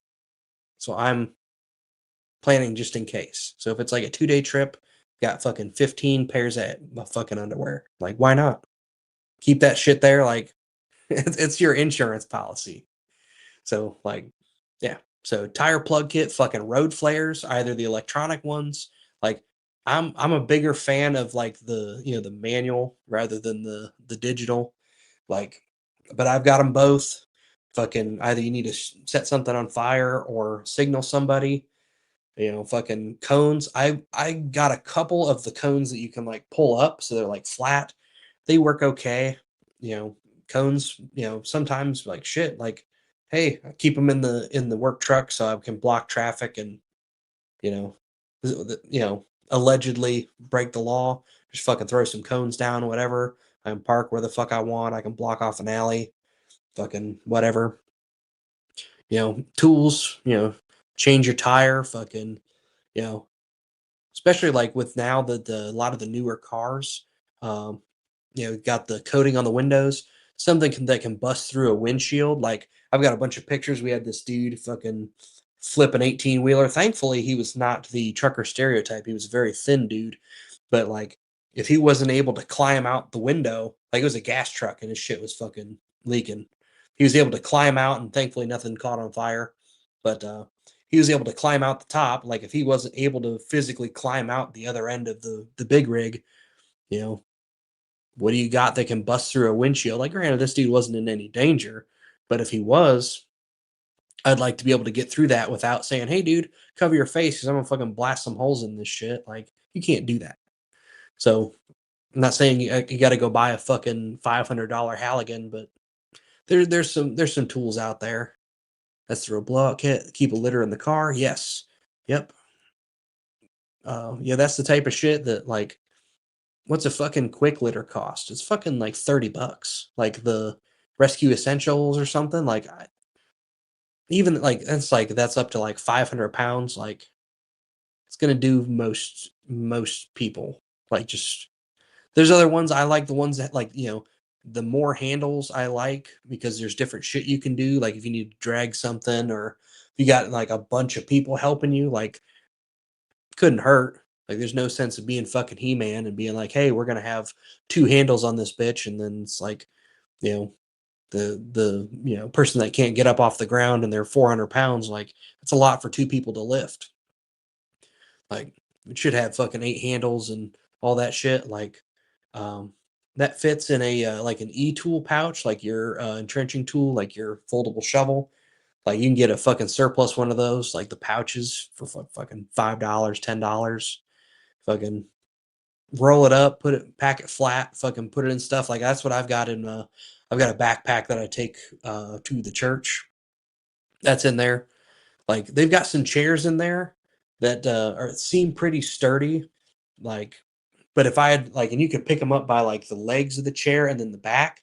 But I'd hate to have the chair that that somebody sat on a bunch of times and then everything's loose and you pick them up and then it fucking busts out. Like I'd hate to fucking drop somebody on their ass because a fucking chair broke. So a fucking litter. Why not? And then other signal devices, I've got some pretty slick berries and cherries, the red and blue flashers, allegedly, for reasons, different lights and stuff. I dig the ones like you can do like the silooms and stuff that you can have in the night and signal, or you can cut them and put them on stuff or whatever. But something electronic that you can fasten to 550 cord, like 550 cord is like so universal. You got to be a little bit handy to figure some of this shit out, but you can attach it, spin it around, and be like, hey, that dude over there, like, if you got to call in a life flight or something, like those dudes will see that. Have the one Jaeger had us use an SUT. Yeah, if it carries Galacanogus, it can carry anything. Fuck yeah. And then 3 levels of nicotine in EDC. So the whole video, that's going to be a Lewis thing because I don't use nicotine, but couldn't hurt to have some with you. Like that's kind of like your survival thing or your shit hits the fan thing. Like, hey, like it couldn't hurt to have some of that shit, especially if you need it or if you know somebody that needs it, or if like that's kind of like the urban movement thing that Ed talks about. Like if someone, it's barter tools or it's a conversation starter. That's the same kind of like shit hits the fan and you got a fucking, 55-gallon drum of whiskey. Like people will need that either to light shit on fire or to barter or fucking whatever. Like those are the type of things that like what would suck if you didn't have it and it wasn't readily accessible. Like, yeah. So that's kind of your your nicotine, your boo-boo kit stuff. Like that would just suck if you didn't have it. Like you fucking burn yourself on something like, fucking show you like the large tubular nylon over rope, 25 feet of it. Yeah. And that's all types of shit that fill different roles. And like that's the parts that you know, either it can become a really expensive problem or it's a thing like, hey, I've got some of these kinds of things, you know, laying around. Couldn't hurt to pop them in the car. Eventually, like, not all of my vehicle EDC stuff is vehicle EDC anymore since I got a new car when the other one took a shit. Like, some of it is sitting on a shelf right now that I just haven't needed. But, I've got so much stuff in there right now that just needs organized. But then that's another problem is, hey, I've got my tire plug kit and flares and cones and my spare tire and tools. And then I also have, some, the it's not freeze dried, but it's like the vacuum sealed food. And then I've got my battery jumper and my M cab and then blankets and a hoodie and then some electrolyte powder and fucking all this shit. Like eventually there's got to be a point of organization, and then how much money are you willing to spend on any of this shit? Like it's the same. Like I could spend just as much on outfitting the car as I could as outfitting the stuff on my person as I could on the house. And what's the real answer? I'd sooner you have a kit like with you and in the car and at home before you have like the battle van with all the stuff in it. Because like if I cut myself with a knife in the kitchen and I'm fucking bleeding to death, like I'd sooner like Lewis be like, hey, there's a tourniquet on the counter rather than hey, let me go to the truck and oh shit, where are the keys and whatever. That's the same kind of like, oh, I've got my gun, it's just at the house or it's in the car. Like, what can you do? Got to be, life's about balance. Like whatever the fuck Thanos said. TSA passable knuckles. Show you. Okay. Hell yes. Like it's that's some kind of shit like that really matters. Like, that's a whole separate video is like your inconspicuous slash NPE EDC. Like I've got tons of stuff. Like I said, I was running my mom through it as far as like getting shit on a cruise, but that's the same as getting on a plane. And they got some people that like want to be buttholes and say like, oh well, if you're trying to sneak stuff on a plane, then you're the problem. Like, dude, no. Like, I've gotten allegedly grilled by federal agents before for some of the things I have. Like, why are you whining that I have a fucking tourniquet on? Like, I've got a tourniquet in my pocket and a fucking a half size thing of Quick Clot. What's the fucking problem? Like, is that suspicious? Like, I don't know. Why the fuck do you have it? Like, I just don't like fucking bleeding to death.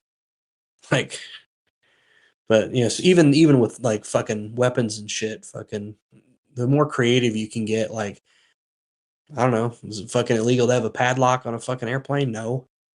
Like, shit ain't gonna bother me. Like I said, a fucking magazine, fucking roll it up tight, fucking like paper, like you can make it super dense and fucking you can punch through shit pretty hard. Like you don't have to go through oh, I'm gonna find a $500 knife that's can pass a metal detector and density scanner, blah blah blah, and then it turns out they use the same tooling they do on metal knives, and it still sets off the metal detector. That's a thing.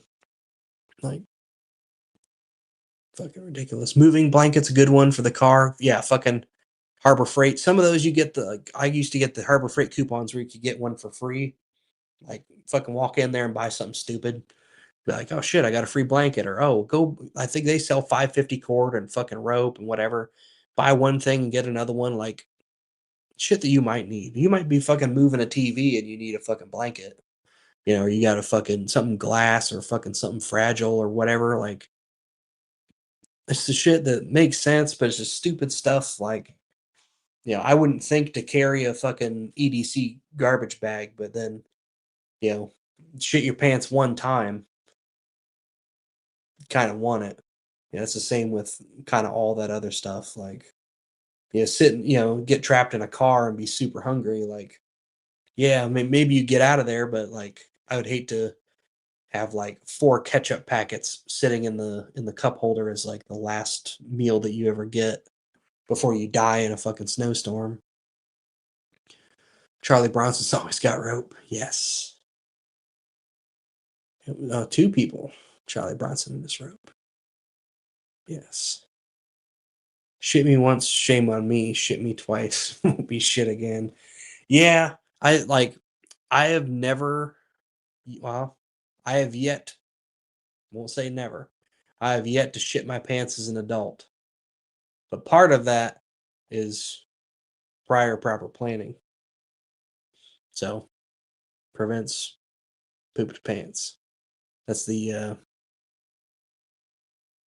7 P's of students of violence, EDC. Prior proper planning prevents pooped pants. Is that 7? Something like that.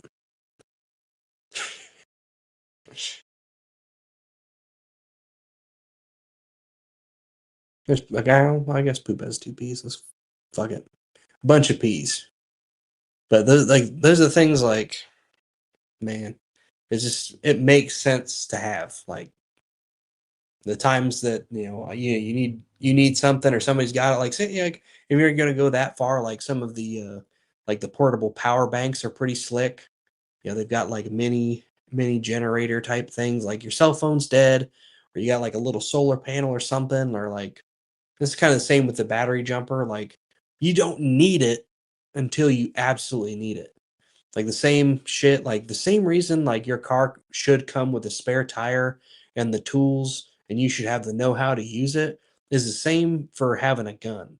Is like kind of across the board is like you should know how to use it and you should do the things you should to not have to need it. So like don't drive like a dickhead and whatever. But if shit hits the fan, you've got it and you know what to do. You aren't pooping yourself. And even if it's out in the cold, well, guess what? You fucking prepped a jacket.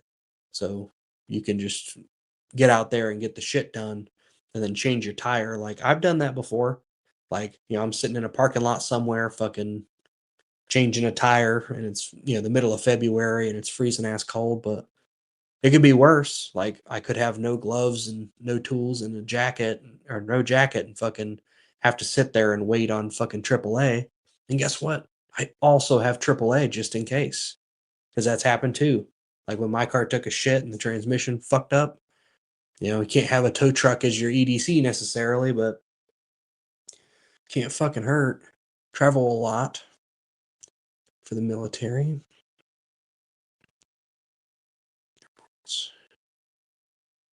Yeah. Yep.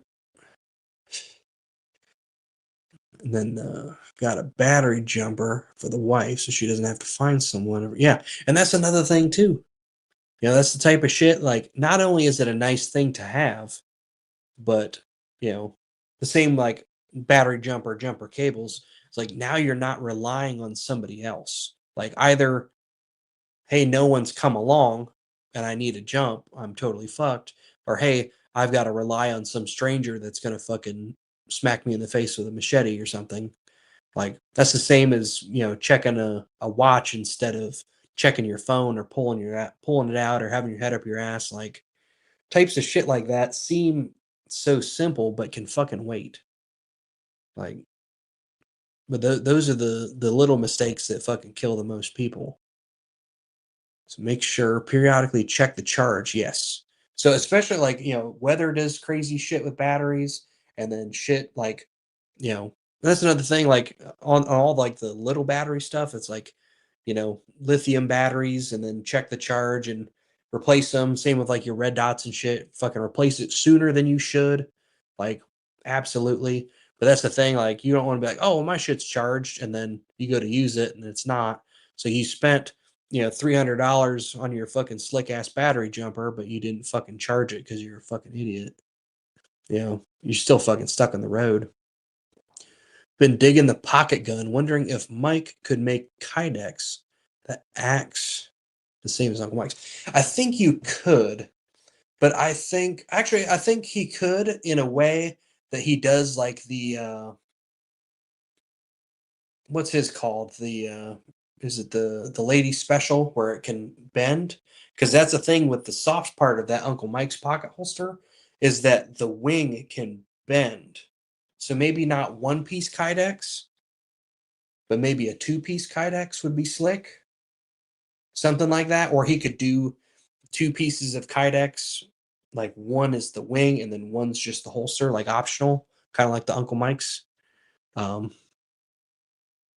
Then I don't have one of those to show you. It's over there and it's got guns in it. But it's basically like a sticky holster with like a plastic piece that goes over the butt so you can break up uh the profile a little bit. I think it'd be cool, but also like that's kind of a thing like carrying more hard shit in my pockets, like not only about like the comfort in the pockets, but also like the sound it makes when it hits something. Like if you smack like a Glock 43 against like a glass door at the Dollar General in your coat pocket, kind of makes a different sound than like a semi cushiony, you know, pocket holster type of thing. EDC a quarter for Ollie, absolutely. Like that's the shit you don't know you needed until you got it. And it's little shit like especially like not that specifically, but if you had sort of a thing kind of like the bathroom situation, like where it's 5 pesos to fucking take a shit, like that sort of bureaucracy can be the fucking thing that hangs you up. Is like, oh shit, well, for whatever reason, we're only taking cards at this fucking McDonald's or whatever. Like, oh shit, well, I don't have any cash. Like, what do I do? Like, well, you got to go somewhere and do this and do that or whatever, or vice versa. I've got this used to have this barbecue truck that would park in our thing, and he's like, "Yeah, I only do cash." Like, motherfucker, like I don't want to pay taxes either, but I don't carry cash. But like, I got to go to the fucking Rite Aid and pay $3 to fucking get $20 to fucking give this dude for some fucking brisket. Like, make it easy on me. Like I'll PayPal you that shit, but like if that's not an option, like it would behoove you to have some extra shit. And that's another thing too. Fucking money. Like I keep not a lot of money, but a little bit of money in the car, just like it's like your oh shit fund kind of thing. Like fucking pay a tow truck guy or tip a tow truck guy or hey, this dude you know, really needs it and I've got it kind of thing, or just, a genuine emergency, like something happens for some reason and I can't use my credit cards or some shit, like North Carolina, all their fucking shit went down. So there's no swiping, no nothing. It's like cash or get the fuck out of here. But like, it'd be nice to have some cash. That's another thing for EDC, uh, my bad $20 bill, 10 bucks, 20 bucks, something. So, it's nice to be like, hey, instead of getting into this fight, hey, I'll buy you a drink, or hey, here's this $20 bill. Another kind of addition to that is you can rubber band it around like a hotel room key or a gift card or something. I've got a bunch of expired shit that you know, at the very least, I don't have to hand it to somebody. I could like toss it to them, and it's got enough weight on it that like I'm not giving up a credit card, I'm not giving up an ID, and it's not a a current use hotel key, so no one's gonna like find me in my sleep and stab me in the throat or nothing. Like even a dollar, $5, whatever, you could fucking toss to somebody. Yeah. Yep. Jack, my bad 20. Yep. That's a you know I so actually I think I had just taken EWO, Edged Weapons Overview with Craig Douglas, and I was like, yeah, I need to finally actually do that because like I don't carry cash. And then whenever I do, it's like something comes up where it's like, oh shit, this person needs it. And I'm like, oh shit, I've got it in my pocket. Here you go. Something comes up. But I like leaving that class. Yeah, rubber band, a matchbook, and $10 to throw on the ground. Yep. That's kind of the thing.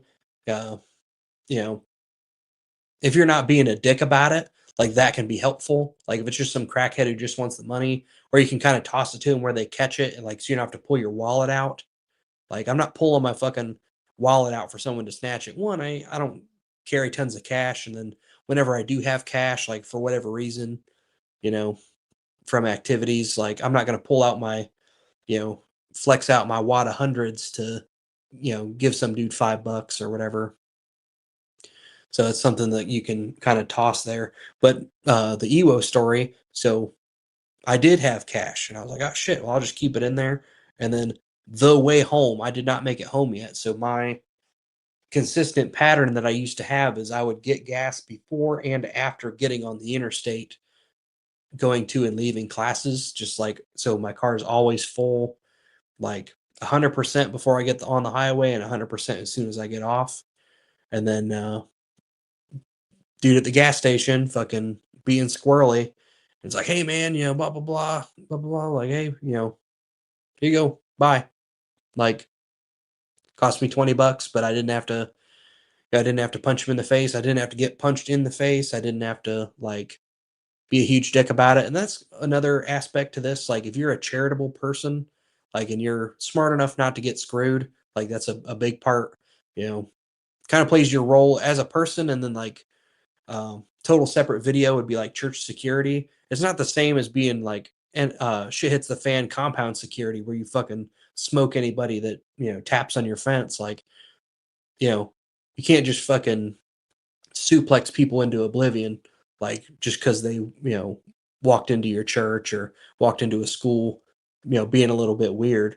Like that's the kind of the same thing. Like I've given people, a ride in my car before, like, hey, car's fucked up. I need to get to the gas station, or hey, I need, you know, $10 or for groceries or whatever. Cause like I get, doing the repossession and among other things, like I hear a lot of sob stories and most people are just being full of shit, at least in that line of work. So like usually I can kind of tell, like I'm not saying I'm batting 1,000, but like if I can tell someone genuinely needs it and they're not full of shit, like they're not out, spending all their money at the bars and getting tattoos and smoking crack and shit, like, you know, I'll help somebody if they need it, but that's yeah, so the word that I was thinking of is delicate. It's a delicate thing to work. So it's you can't just fucking act a certain way. Yeah, Jack Clemens, yeah, RIP. Um, if you guys can learn a lesson from somebody that can't teach it anymore, fucking carry money separate from your wallet that you could easily access to just here you go. Like I can't think of any time I've been in a physical altercation or almost have been that I wouldn't trade $20 to have avoided. And that's like the sweet spot for in his mind was just enough. Like it's a significant amount of money, and it's also not. So you're not carrying like $100 where someone, oh, he's just giving away hundreds. Well, let me see what else he's got. But like, someone threw a $20 bill at me, I'm picking it up off the ground instead of hassling them. Lewis is going to bed. I guess we've been going on for about 2 hours, but this has spawned multiple rivulets of content. Definitely going to do the stupid OC stuff, and then vehicle EDC thing would be fucking sick. Uh, then I do have a bunch of questions for Sunny about some of this shit. Different things that kind of make sense from his perspective, like between doing the executive protection stuff, like that's kind of the stuff that like one, it's like an MPE weapons thing, total separate video, but also different things that like make sense to have like when shit matters, and then also like his military experience, and then just being a regular person, and then being an EMT, like all these things. Like I guarantee I'm forgetting something. That was the thing. Like I was like, shit, I got this rescue on me on my keys. Why don't I just buy 20 of them and put them on every kit that I have? Like, oh, that's something I didn't like the day before I would have needed, and got one on my keys, but you know shit I wouldn't think of. Same with the garbage bag or the 550 cord, or why would I need a tire plug kit when I've got a spare? Well, guess what? Sometimes, when you buy a car from somebody, the fucking spare's not there, or it's not inflated, or fucking whatever. Yeah, what 49-cent item would just change your life? Yeah. Or what, like, not only change your life, but like what 49-cent item is the apocalypse hinging on? That was the thing that James was joking about in the Walmart uh get home bag or whatever, the bug out bag.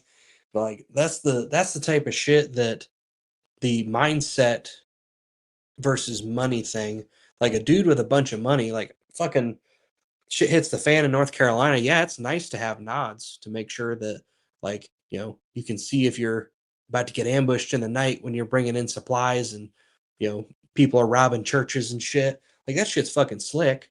Like, but when you're being more resourceful with other shit, like there's other things in real life for the most part that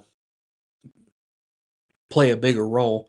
Like, I'd sooner be the MacGyver with the chocolate bar and a fucking razor blade than the, oh well, let me just finance a bunch of shit that doesn't work and I've never used it before.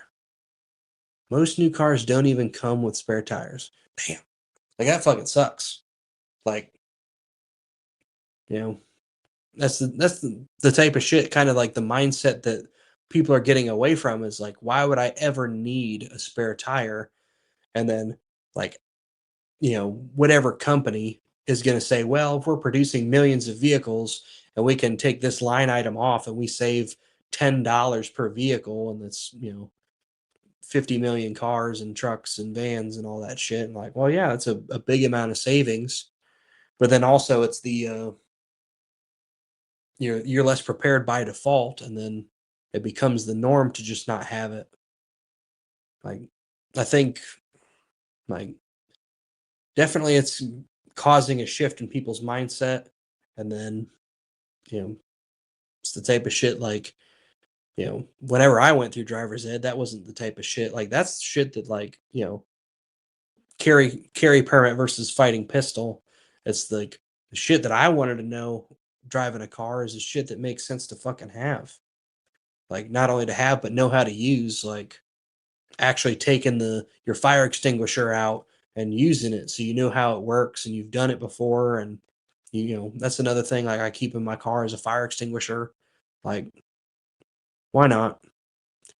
More concerned about the guy with the old bolt action gun, cheap night vision. Yeah, yeah, that's the thing. Like fucking, a lot of the old dudes, that were like genuine champion fucking rifle shooters, were fucking shooting super long range with iron sights and doing all this shit. Like, the mindset's what's really gonna do it. Like, There's a lot of this shit that, like, I would sooner you buy, but the mindset over the gear when, like, as the would you have rather have the training and no gun or gun and no training? It's the same thing. If you have no desire to train with your gun or to make sure it works or to clean it, you're in the same boat. Like that's I can't remember who the fuck quote's from, but it's the the maybe it's Mark Twain or something like that. Some fucking nerd. It was like the man who chooses not to read has no advantage over the one who can't. That's the same shit you're dealing with here. So if you choose not to practice your skills or your mindset or any of these things, oh, I've got a camp stove in the car, but the fucking, there's no propane in the box, and Amazon said it should, or oh, well, this is fucked up, or different shit. Like real world disasters have hinged like went down to North Carolina a couple times for hurricane relief, and then the shit that they needed the most was fucking little shit. They're like, hey, we've got tons of propane and we got tons of this for heat, and then we got tons of this, but the one little thing that we need is the shit that we brought because like it just happened to be some of the we bought some of this and some of this and some of this. But what we should have done is bought all of the one thing that people didn't need or didn't think they needed, and then that was the whole thing there. But lessons you learn are in somebody else's blood, I guess, or in this case, Ed Calderon shitting his pants and Lewis needing nicotine and et cetera, et cetera. Guess that's all in the chat. So, like I said, comment if there's other things that you guys want to see. I've got some stuff written down. Uh, SAPS was a thing that Clem said, and then the OC stuff and NPE carry and vehicle shit. All kinds of stuff I've got written down. Other videos like once Sonny and Lewis get back and figuring it out. I've got surviving edged weapons. That's on the list. That's it's like an hour and a half long thing. So if we're reacting to it, that might be a just like a filmed video that we then upload because I don't usually we do the live streams at 7 and then if we're doing like a hour and a half reaction and we're stopping it through, it's going to turn into like 4 hours. So that might be a pre-recorded thing, but it's on the list. Fucking drop some comments if you guys got other shit you want to see. I think you should be able to comment on this. I think I set it up right. Uh, Let us know. Uh, Stay tuned. We should be back in a week. Tomorrow, John Hearn. I think it's on his Eventbrite. I think that's what he uses, and it's crime and criminals. It's like $28 or something. I think that's with the fee. Like, it's a fucking steal. That dude fucking knows his shit. I'm gonna be on there. I don't know if I'm gonna have any questions because, statistics, I'm a mongoloid, but he puts it in pretty good terms of what the hell's going on. But yeah, I'm gonna close this Bad Johnson out. But like I said, see you guys next week and do this again.